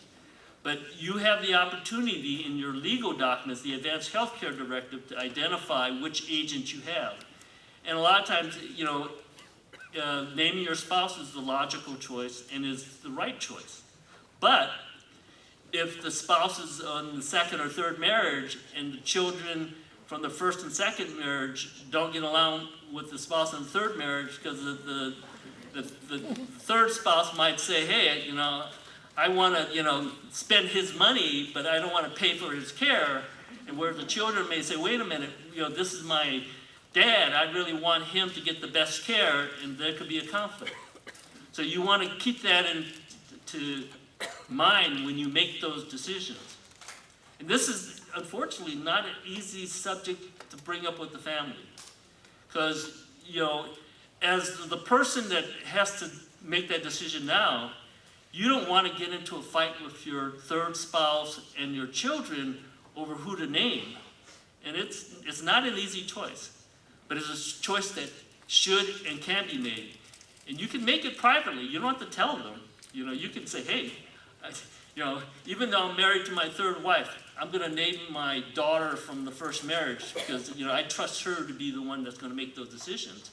And you don't have to disclose that to your third wife because she would be upset if she wasn't named. But again, you as the competent patient has the ability to do that. So that's one aspect of deciding your health care, deciding your care and treatment. That's the Advanced Healthcare Directive. On the other side of the equation is your finances. Now, once you figure out the care, who's going to pay for it? If you're able, you're going to make the decision about, you know, I'm going to go to the best facility, I'm going to get the best care and treatment, you know, I'm going to pay for everything, okay? But if, you know, if you've got sort of a greedy child that says, no, I'm going to, you know, that's my inheritance, I'm not spending all that money on that, you know, for that care. So it's important to know that whoever you designate as the agent under your durable power of attorney is going to be the one that's going to handle your finances possibly when you're incapacitated. And so it's important to make sure you choose the right person to do that. You know, and you know, I've had clients where, you know, they don't want to name their children because they you know, their children aren't as compassionate and stuff, and they've named, you know, a sibling instead in order to do it because they know that the sibling is going to be thinking of the best interest of the person. So again, these are all things that you need to consider. So usually, to complement the Advanced Healthcare Directive, you have a durable power of attorney. And the reason we call it a durable power of attorney is because when you become incapacitated, it doesn't invalidate the power of attorney. Historically, back in 20, 30 years ago, it used to be when you did a power of attorney, once you became incapacitated, it invalidated the power of attorney. They changed the law to allow that the power of attorney to continue even though you're incapacitated. And so keep that in mind. And even though you've done a power of attorney 10, 15 years ago, it's still valid and it's still good, but you want to review it to make sure it's up to date and current so it expresses your true wishes. Because a lot of times, the person you designate maybe 5, 10, 15 years ago are no longer able to do it or are no longer the person you want to make those decisions. So you want to be aware that you need to review and check your documents to make sure that your wishes are going to be carried out and you've chosen the right person to do it. So in that respect, the power of attorney is complementary documents. Those are what we call lifetime documents. They're good during your lifetime. Once you pass away, those documents are terminated, okay? And that's where your wills and trusts come in. And that's where you can, in your wills and trusts, you can set forth who you want to manage and administer your estate and how you want to allocate your estate. But that's for another day, another topic. We're talking about your living, your care during your lifetime. So I'll talk to Trent about maybe doing something in the future for dealing with what happens when you pass away. But for now, we're focusing on your current care and treatment. So the important thing is, modern medicine, dietary habits, activities have extended the life of everyone. It used to be life expectancies were in their 60s and 70s, and as we continue to modernize and learn, people are living into their 80s, 90s. I have a few clients that are in their hundreds, and some of them are in their early hundreds and living independently, which is kind of a scary thought. I had my partner at my law firm. He retired at 95, and he was still driving, which is a scary thought too. But he was still playing tennis and stuff, and when he was coming to the office, he wasn't actively representing clients. He was more of just kind of coming in, keeping busy and stuff. But he was still alert, competent, and capable and stuff. And a funny story he told me, he said, when he retired, we went to lunch afterwards, he goes, I retired because my wife, she was getting older and she needed more care and attention, so I went home and stuff. And I started to take care of her and stuff. And then all of a sudden she started ordering me around the house and stuff. And I'm thinking, oh my gosh, I should have stayed at work. It's easier. So, but again, you have the ability to kind of identify and specify who you want to be the person to make decisions about your care, about your finances, okay? And, these topics are, we recommend, if you have a good relationship with your family, to openly discuss this. And openly, that way there's going to be a smooth transition between the time you are no longer able to make your decision, that the person can come in to know what you want, to know what to do, that they're the person in charge and stuff. But, in some families, it may not be an easy thing to do. We had a interesting, this client that said, I'm going to do my documents and specify one thing, show my kids, but then I'm going to revoke them and do another one because I don't want them to know, because if they knew what I really wanted, they would be upset. So, again, your documents are private, and you have to decide kind of, from your angle, is this something I can discuss with my spouse and my children without giving me heartache, stress, and aggravation? And it's difficult. And what's even more difficult for a lot of people is if you don't have family, and you're alone, who do you, have help you? Again, we've had clients where they've named their neighbor as their agent to make decisions and stuff. And it's a great responsibility. And in some cases, the neighbor is a great choice, and they will do a great job for you. In other cases, it may not work out and stuff. But again, this is the time now where you're able to say what you want and what you want to do. This is the time to plan ahead, to get your documents set up, to get the things set up the way you want. And that way you don't have to worry about it. We have in the scenario, what happens if you don't have anything set up? Again, it could be, for you as a patient, you're out of it anyway. Your family is the one that's going to have to deal with the problem.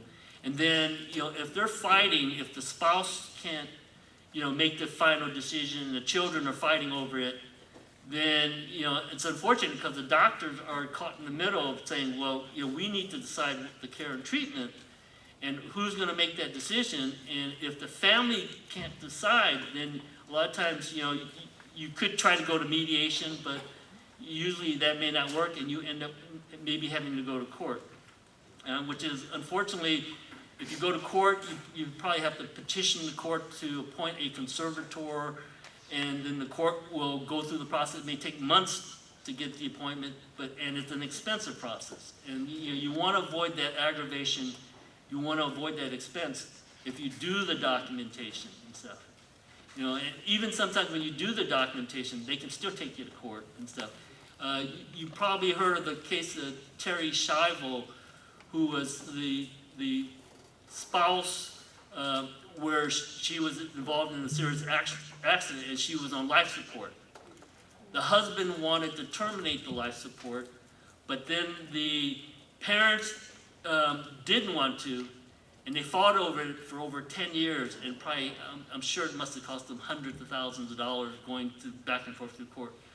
But finally, after 10 years, the court agreed and allowed the husband to terminate life support. But, you have the opportunity to avoid those scenarios by, in your legal documents, identifying who has the final say and decision about your care and treatment and about what happens. And hopefully the agent you identify will, talk and discuss it with family members, but the decision will be with that agent that you trust, that you think is the right person to carry out your wishes. And again, one of the things I find with clients is, they think they're invincible and they think they'll live forever and stuff, but, that's not necessarily the case and stuff. And you have to understand, there's a certain, we're all fragile. We're not, invincible. We're not like our 20s and 30s where, we fall, we bounce back and get up. We fall. We hope we don't break our hip. We hope we don't have serious injuries and stuff. So this is where you have to be flexible. You have to be able to make, decisions. You have to compromise. You may want to say, hey, I want to be able to get the best care. I want to spend all my money for that. And that's your right and choice. But, it may conflict with what your spouse feels may be the right choice. It may conflict with what your family want. But you want to be able to be flexible and work with your family because they're the ones that are going to step in to take care of you when you're no longer able to do it. And again, you need to sort of think it through, take the time and, effort to do it because it'll save your family a lot of grief in the long run. Unfortunately, for some of you where you don't have close family, and in today's economy where we used to have family live close by, it's difficult now because all of a sudden your children are no longer necessarily living in the same community. They may very well, once they graduate, get their job, they may be in different parts of California or even different states. And so, deciding on, who is to be the right one, should someone local be able to do it? Because, again, if you're injured locally, they need to talk to someone immediately if they can't discuss it with you. So these are tough decisions. But again, you have the opportunity to decide that. Fortunately, with modern technology and, communication has, you can reach someone anywhere in the world a lot of times through telephone, through the internet, through, so being able to communicate with someone isn't as bad as it was 50 years ago. But still, you have the ability to specify who is the person that you want if you're unable to make those tough decisions, what to do, okay? Again, a lot of times people will default to their oldest child and, go down that line, but, it doesn't necessarily mean the oldest child is the right person to do it. You need to think about who is the best person to carry out your wishes. So when you do a power of attorney, you can specify, you have what we call like a general power of attorney, or you can have limited power of attorney where you can, specify what powers they have. You can give them power over real estate, over your bank accounts, over your stocks and bonds. But most of the time when people become incapacitated, they really want their agent to have full authority over all of their financial and business affairs, so they may give them unlimited power of attorney. But the power of attorney can be drafted in such a way that it can be effective immediately, so when you sign it, they can act for you even though you're not incapacitated. The second choice is they can only act for you when you've been determined to be incapacitated by a doctor. And a lot of times people, younger people tend to say, I don't want my agent to act for me until I'm incapacitated, because as long as I'm here, I'm going to do it myself. But a lot of times, older parents may say, I'm getting to the point where I really don't want to have to run to the bank. I don't want to have to read all these contracts and stuff. I really want my wife or daughter or son to be able to make those decisions. So you can have them act immediately. They don't have to go to the doctor and get a certification that you're incapacitated. But again, these are tough decisions, and we see that immediate appointment for older parents. When you're getting in your 80s and 90s, you don't want to have to deal with a lot of the struggles of finances and business and stuff. And a lot of times you want your kids to take care of it, and they can do that, and you can specify that authority to your children. But the Advanced Healthcare Directive is slightly different. As long as your capable and competent, the doctor's going to talk to you. The only time they don't necessarily consult with you on your treatment is if you're unconscious, if you're, have dementia, or you're, unable to make your own decisions. They're going to want to talk to your agent. And so usually when we do advanced healthcare directions for your clients, we recommend that, hey, you should give a copy to your primary care physician. Any of you that have gone to the hospital, one of the first things the hospital do is say, who is your, please provide us a copy of your advanced healthcare record. Because they want to know who to talk to, because when you check in, they'll discuss it with you, but once you go under the knife, you may not be conscious when you wake. If there's something that occurs during the surgery, they're going to want to be able to talk to someone about that. So again, you want to make that advanced healthcare directive available to your primary care physician in your hospital. Now, I understand these forms, attorneys can prepare them for you. I've seen forms that are very comprehensive, and I've seen forms that are very straightforward. We've attached in the package, I believe, a sample basic form that you can look at and stuff, and it can be tailored and can be supplemented for your use and stuff. But a lot of your doctors, hospitals will have these forms available, which you can complete. And I think in some hospitals, when you check in, they'll hand you a blank form that you can fill in and sign. But these forms generally should be notarized and stuff, and so you want to plan in advance, because getting them prepared and signed and notarized, you can't just do it instantaneously. You want to be able to plan ahead, so it's not, you're not scrambling at the last second, and they are no good if you in an accident, you're unconscious, you can't do the forms. So plan ahead. The stationary form, you can order online some of these forms and stuff, but again, be wary of some of the forms, because it's like you're acting as your own doctor and stuff. So as long as you understand what you're doing, you can probably fill them out and sign them, but just be aware that there are some risks when you try to do your own forms. We recommend meeting with your estate planning attorney, because they will be able to help you do the forms, fill them out correctly, and add any special provisions to carry out your wishes. Now, let's see. Yeah, so normally the original documents, we generally return the original document to the client.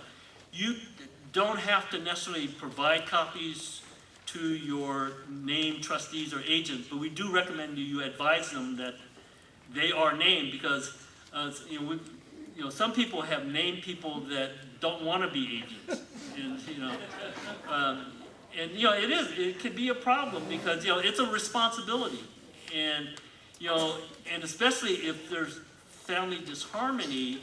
If you name someone, they don't want to get into the middle of the fight sometimes and stuff. And so naming the right agent is helpful. And what you want to do is have the documents available to them should they need to get it. And so usually the originals and copies you should have. Nowadays you have digital copies. You can provide digital copies to your doctors and stuff, and they'll accept it and stuff.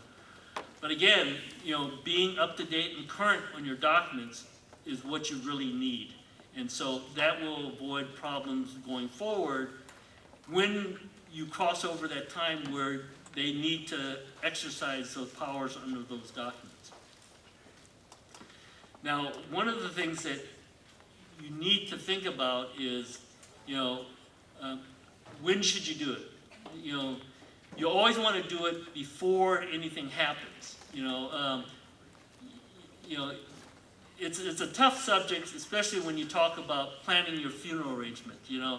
It's really hard to take your parents to a funeral home to say, we're going to plan your funeral, because it's a sensitive topic, and it's not an easy topic to approach with your parents, because some are superstitious that if we, like my dad is funny, being an estate planning attorney, I did his documents. He would never wanted to sign it.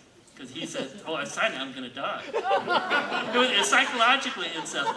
And it took me 10 years, and I had to update it each year. I said, you ready to sign? He goes, no, not yet, not yet. And so finally, after he retired and, after I kept pushing him and getting him, he finally signed it. But, it took like 10 years for me to get him to sign it because it was something psychologically he wasn't ready to embrace. And you as the person, you need to take the affirmative action. And, the children and the spouses, you need to do that so you will have a plan in place. You will be able to transition so there is no sort of confusion or complaints among the family members and stuff. But these topics are somewhat sensitive. These topics are somewhat difficult sometimes to discuss with family. But if you can, it's great because it'll make for a smooth transition. If your spouse and your children know what to expect, then there won't be as many surprises. There won't be as many sort of disagreement or fights. It's interesting. The Japanese culture and the Asian culture, they're very family oriented, which is great and stuff. And I remember meeting with a Japanese couple one time, and the father said, yeah, I'm going to give half of everything to my son, and my 4 daughters, they get the other half. And I said, oh, that's interesting. I go, he goes, that's the way we do it in Japan. I said, well, we're in the U.S. now, and I can tell you right now that I said, when you pass, your 4 daughters are not going to be real happy about getting less than the share. And luckily, I can say that, after kind of going through it with him and stuff, he finally relented and said, you know what, they're each going to get an equal share. And so that was, again, we have influence on the client, but again, the client has the final say and stuff. But, one of the challenging things about growing old is, as you grow old, you need help from their family a lot of time, and one or more children may be the ones that help you. And so all of a sudden, that one person is providing a lot of help, and all of a sudden you're thinking, you know what? They're putting in all this extra work. I want to give them extra, I want to give them the house. I want to give them, half of the estate. And I can tell you right now, you have the right to do that, but, it may not sit well with the other children that get a lesser share, And these are difficult decisions and stuff. And, a lot of times, if you can bring up the subject with your family and you tell your children, that, hey, because, he or she is giving me all this extra help, I really want them to reward them for their extra help. Maybe the other children would jump in and help. And if they don't, then they'll understand why they got a lesser share. But at least, they're not going to, blame the one child and say, hey, you influenced, dad and mom to give you more, you did this and that, and then it creates this harm. One of the goals of the parents is to say, I want to live a happy, normal, life. And then when I go, I want to leave whatever I have left to my kids. I want them to receive it, and they're happy, they get along, they still get together for family dinners, they have a good time. You don't want your family to be all of a sudden fighting over money. You don't want them fighting over decisions that you may have made and stuff. But it's not easy, making these decisions, and sometimes. And it's not easy bringing it up with your family, because, as the person having to make those decisions, you can imagine, and a lot depends on the family dynamics. Some kids understand and appreciate it, and they will accept it. Others will, not, and they will, fight you on that, and it could be a real problem. We have one right now where the mother had named the 2 children as co-trustees of her trust and of her will, the co-executors. But then the daughter started talking to the mom about, I think it's time to put you in a home. And the mom went, whoa, wait a minute, And she goes, wait, I'm just going to name my son as the sole trustee and sole executor, because I know he's going to, take care of me. I know he's going to keep me in the house and stuff. And I hate to say it, but the daughter ended up filing an action for conservatorship, saying she was incompetent to do that and stuff. And it's very frustrating when you see that, because you end up spending, not hundreds of dollars, but thousands and probably tens of thousands of dollars of fighting over control of your estate. And so right now, here and now, you are competent, you are capable, you can make those decisions, and you can avoid that sort of conflict and stuff. So anyway, what we want to do is we want to be able to, help you transition so there is no conflict and stuff. I think what I want to do is open up the questions and, try to answer any questions that you might have. Again, when you do your, documents, it's good to do it sooner than later, because if you wait too late, you may be in an accident. You may all of a sudden cross over that line where you're incompetent and there won't be any documents. And under California law, if you don't have any documents, California law will dictate how your assets are to be allocated and distributed. So it's what we call intestate. You die without a will. And generally, they will leave assets, to your heirs and beneficiaries. So in the case of California, if you don't have a will and your assets are deemed community property, it all goes to the surviving spouse. To the extent you have assets which are separate property, it'll be divided between the surviving spouse and the children. And again, you may not want that allocation, and you may want to have a different allocation. So do your documents now so you don't have the state of California dictating how you want to do it. Plus, you can, in your documents, you can identify who is the person to handle that. Again, by default, California has a line of succession that if you don't designate someone, it's usually your spouse, your children, your parents, then it goes to siblings, nieces, nephews, along that linear line of descendants and stuff. But you have the ability to specify now and do it. It's not that hard, it's not that expensive, just think about it, if you had $1 million estate and you didn't have a will and you died and it had to go to probate. $1 million estate, the statutory fees on a probate is 4% on the first 100,000, 3% on the next 100,000, 2% on the amount from 200,000 to $1 million, 1% up to 10 million. So $1 million estate, you could be spending, up to 40 to 50,000 in probate fees just to get your assets to your beneficiaries. And you can avoid those expenses by doing your will, doing your trust now and stuff. So, if you take anything from this, what you want to do is you want to plan ahead and you want to do your documents now before it's too late. Okay, let's open it up to questions. Anyone have any questions? So everyone has all their documents ready. Everyone is all set and ready to go. What if you have debt? Who takes that on? Well, it's the debt of your estate, and there are many cases if your debts exceed your assets, you're insolvent. And I can tell you right now, creditors will walk away from debts. They're not going to spend good money chasing bad thing. And your children aren't legally responsible for your debts. Okay. However, if you're married and it's a community debt, yes, then the surviving spouse may have issues to deal with debt and stuff.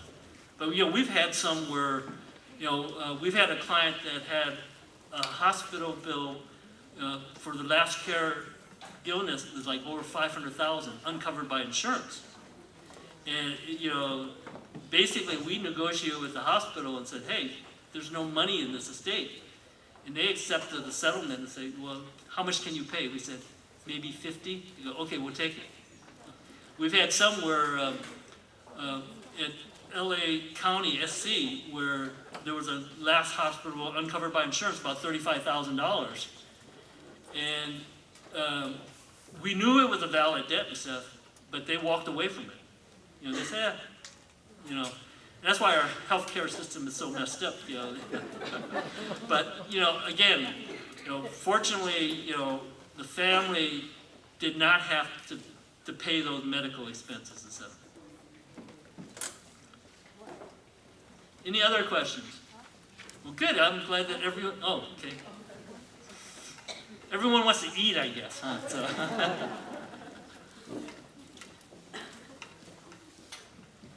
So I do have a living trust. My kids are in their mid-30s. Okay. When should I show them? I mean, there's nothing to hide, so should I just give them each a digital copy? You know, again, Or wait. it depends on, you know, your family and stuff, you know, because some people don't want their kids to know, you know, what assets they have, you know, because if they say, oh, you got that much, you know, all of a sudden it goes, you know, you're not feeling well, you're not looking too well, maybe you should go to the hospital.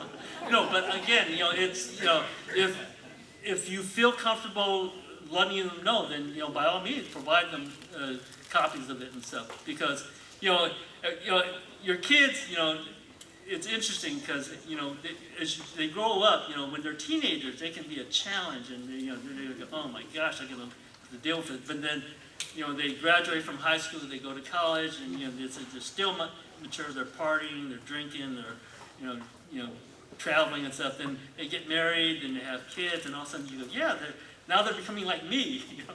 And so a lot of times, you know, what is the right time? There is no specific right time. It depends on your family and stuff. I've had clients where, you know, when their kids turn 21, they say, hey, you know, I think they're capable, and they give them information and documents and disclose to them. What about for my parents? How often do you have to update a living trust? Like, you know, when Well, the again, parent dies, or just Well, wait till what you want to do is you want to update your documents whenever there's been a change in your circumstance, or there's been a change in your situation, or there's been a change in the law that would impact that. You know, we've had clients that, you know, their documents were 30-year-old, and they were fine. You know, they had a simple estate, and, you know, they named their kids and stuff, and, you know, we looked at it, you know, it was prepared in the 1900s or 1990s and stuff, and we were able to administer it, get it to the kids and stuff. But again, you know, there wasn't anything that changed between the time they prepared their documents and the time they passed away that were required to change. You know, their trustees, they were okay with their children as trustees. Their assets, you know, they may have changed their assets, but the important thing when you set up a trust is funding your trust, which when I say funding is transferring title of your assets from your individual name to you as trustee of your trust.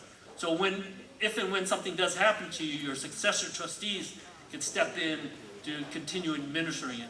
Because what happens is a lot of times, if people set up a trust and they leave the property in their individual name, so when they die, that asset is still in their individual name and there's no one there to transfer it, and that's when you may end up having to go to probate or having to administer it.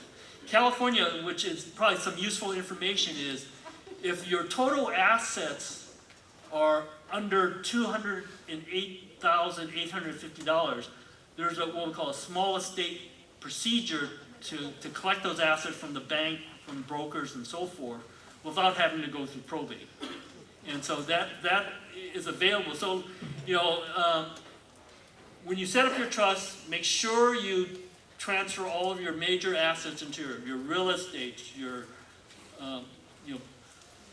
investment accounts, your properties, and, you know, businesses, LLCs, partnerships and stuff. Certain documents we don't put into the trust, such as your retirement account. You know, those are by beneficiary designation. You want to review your beneficiary designation of all your assets and stuff. You know, your life insurance, your annuities, your retirement accounts. One of the things that, interesting is you had a client where they had a retirement account where they designated their spouse as their primary beneficiary, and then they got divorced and he didn't change it and stuff. And so when he died, it went to the ex-spouse. But fortunately, the children was okay with their mom getting it. But, I think he was turning over in his grave thinking his wife had gotten it. So that's where when things change, you get divorced, that's a major change. Certain documents you should Yes. change. If you move out of state, that's a major change, If you have more children, you want to look at it and say, I've seen some trusts where I give it to my one daughter, and so then they have 3 other children. So that could be an issue and stuff. Yes?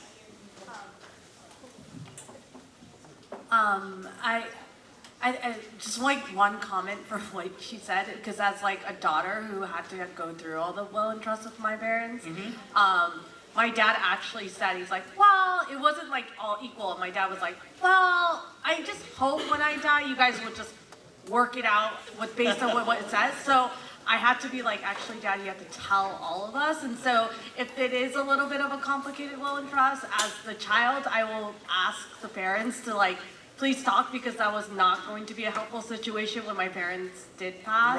Right. That we are going to now have to figure it out, as kids, was not we didn't feel like that was fair. Well, and so, this is where, as long as your parents are competent, Yeah. this is where they can avoid that family sort of conflict later if they can correctly set forth their wishes. So you, as a sort of successor trustee, will be able to implement their wishes without having to sort of go through that conflict.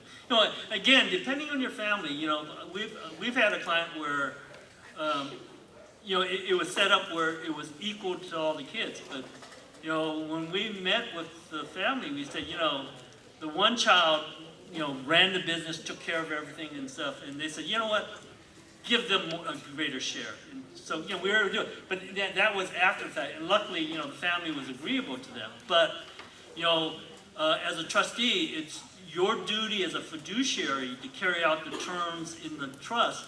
And if the trust says, the one son gets 50%, the other children get, 20% each or something like that, then, you can't be sitting there making that decision unless he drafted into the trust that gave you what we call power of appointment or decision over allocating it and stuff.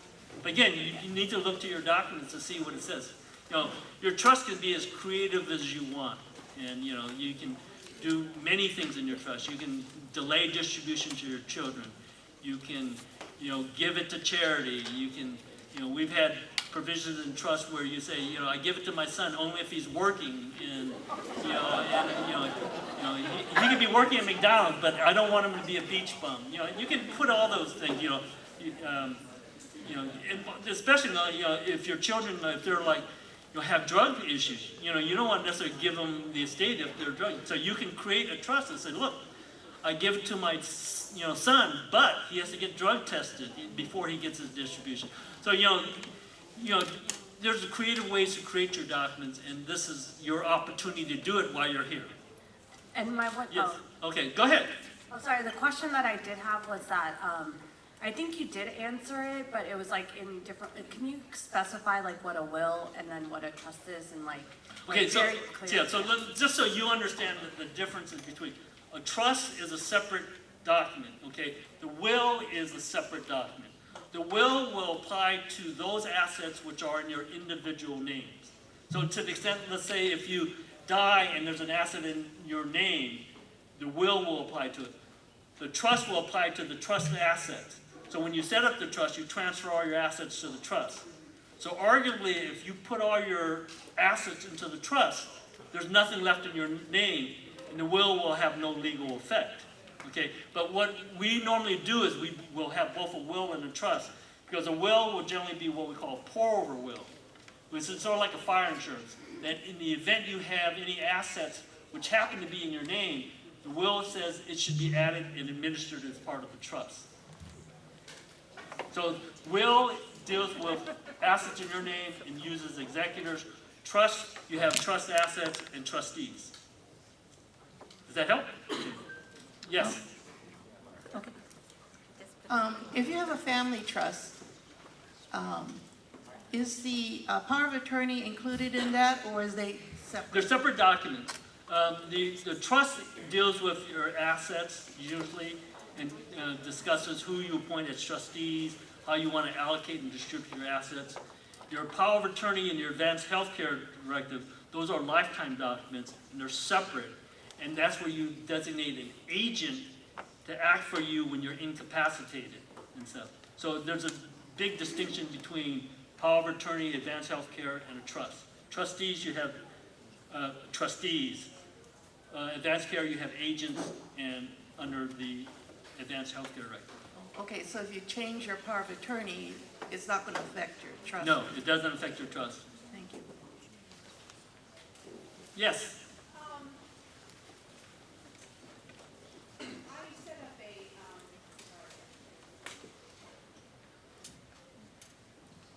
I did my trust through a nonprofit legal organization, not to take clients away from you, sorry. But, That's fine, that's fine. but I am questioning, and it's all signed and it's notarized.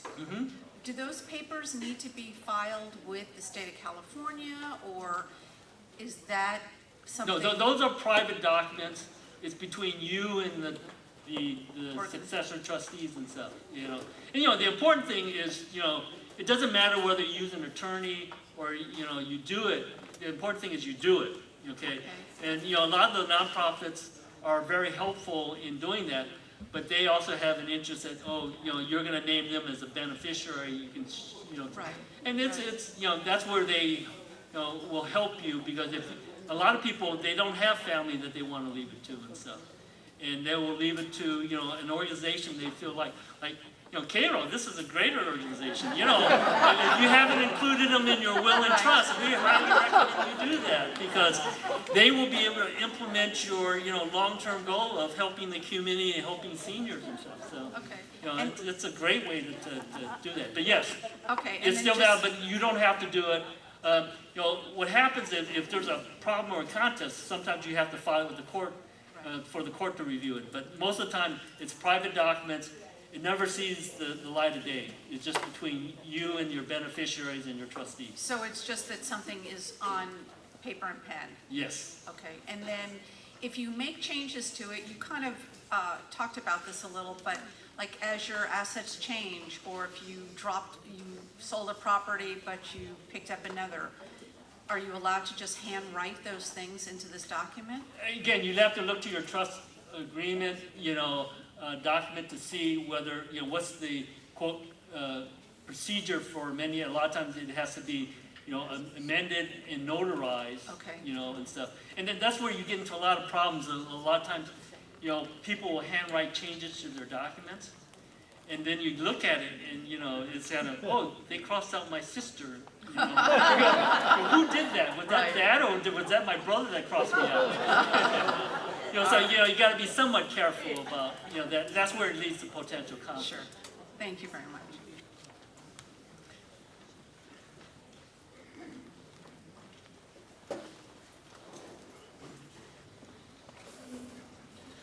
I've recently had a trust set up and a pour-over will, and I have some accounts that I've yet to change the beneficiary to point to the trust. All of the stuff is going to go to my sons. Does it make any significant difference to look at some of those old accounts and say, now let's change the beneficiary to go to the trust, as opposed to what it's standing No, to find so out? one of the things is when you do wills and trusts, is sort of providing a mechanism for transferring your assets to your intended beneficiaries. So like if you have an account right now where your son is the designated beneficiary, it'll accomplish what you want. So in your trust where you say your son is the sole beneficiary, you may not need to revise that account where your son is the designated beneficiary.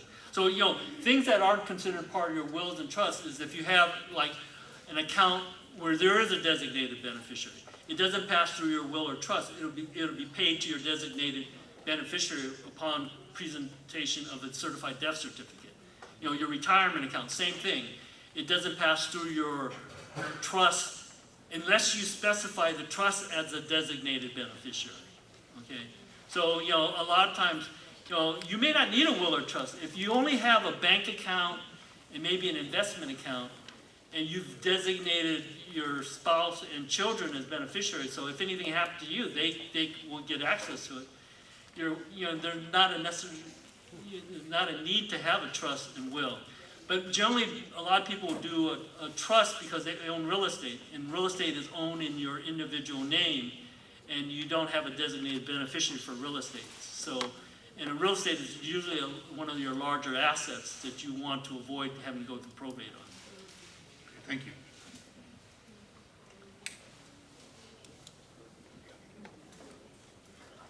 Thank you. You brought up real estate.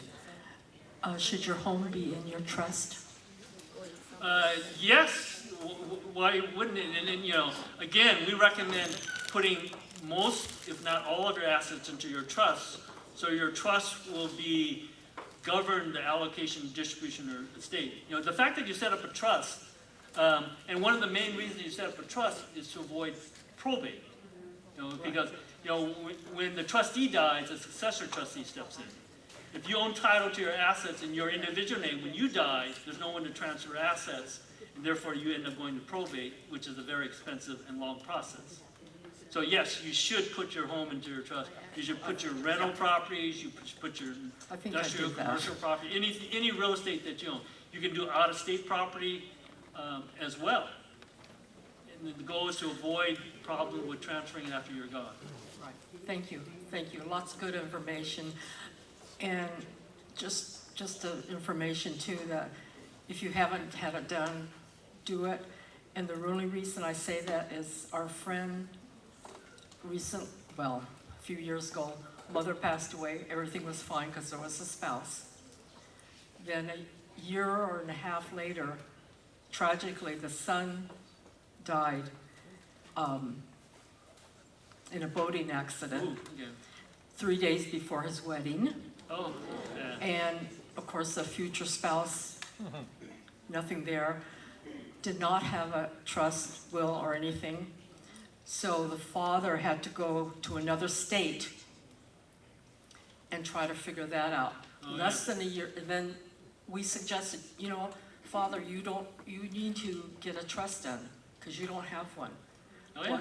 But again, tragically, less than a year later, he died. He did not have anything. The remaining daughter has to still, after so many years, still going to another state to figure out her brother, and now dealing with father's estate and going through probate. And then we said, well, did you do your trust because you have children and a new husband? Yeah. And again, when your circumstances change, that's a good time to update she your documents. said no, and stuff. she didn't. I go, oh my gosh. You know, and if you don't have documents, it's a good time to do it now, you know, because like you said, you know, the unexpected happens and it could create a real nightmare for your beneficiaries to try to get control of the assets. Yeah. Thank you. Yeah. So one final comment, and this is dealing with estate taxes. A lot of people are worried about saying, when I die, what do I have to pay in taxes? All right. But fortunately, California abolished its inheritance and estate tax back in 1981. So we don't have a California inheritance or estate tax. The federal tax, the exemption now currently is $13,990,000. And beginning next year, it's going to go up to $15 million. So a husband and wife technically could almost give up to 27 or 28 million tax-free to their children under the current law. And so, you know, again, just a little bit of information. You know, that's one of the commonly asked questions is, you know, how much do I pay in tax on my inheritance? And if you're under those amounts, you know, you just hit the lottery. Any other questions? This is going to be our last question. Okay. This is just a short one. how do you handle timeshares? They're a nightmare. they're the worst asset that we have to deal with. What happens is, the title is held, and we consider it more of a liability than an asset, because usually the children, they don't have time to take the time. And usually there's a management and a maintenance fee every year that you have to pay for it. And if you can't take advantage of it, then it's really not an asset, it's a liability.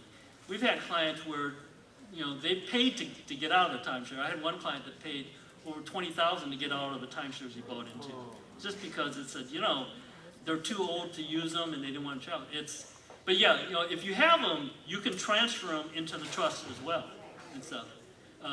But then, you got to go through the effort and expense to do it and stuff. So, but yeah, no, it's not a good asset to have. And, I hope, I never have to inherit deal with a timeshare. You go to the timeshare to get that free promotion, 90 minutes stuff. But, it's not worth it to buy it. It's worth it to get the free promotion, but don't buy the timeshare. All right. Yeah. So. Whoever the inheritors are, that they are on the hook on someone has to accept it. Well, only if they accept it and assume the ownership. Because yes, they could become out. But no, if you walk away from a timeshare, in the estate, it's your parents, you individually are not liable for that asset. So yeah, you can walk away, but and it happens sometimes because it is a burden and expense sometimes. I think we're gonna finish up. I will stay up here if you want to come up and ask me questions. I'm more than happy to answer any other questions. Yeah, so can we all give Wilbur a round of applause for his time?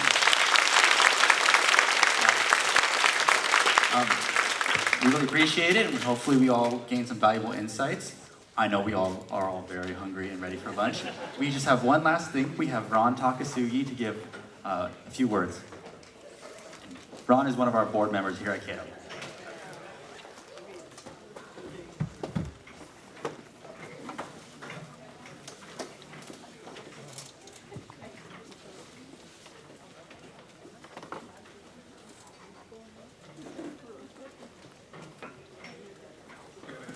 Everyone.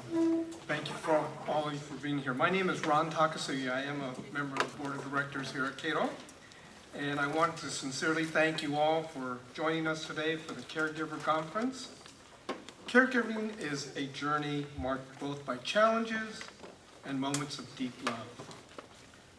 Your presence here today reflects not only your commitment to those you care for, but also your dedication to learning, growing, and connecting with others in our community. We hope today's panel presentation have provided you with practical tools, valuable insights, and the reassurance that you are not alone in this journey. At Keiro, we remain committed to walking alongside caregivers like you through education, services, and building a strong network of community support. If today's conference has been meaningful for you, we encourage you to stay connected with us by sharing your story, volunteering your time, or supporting our programs with a monetary gift. Every contribution in any form helps us continue providing essential resources for caregivers and older adults in our community. To learn more or to make a gift today, please visit our Keiro information table at the resource fair. Thank you and have a wonderful rest of your day.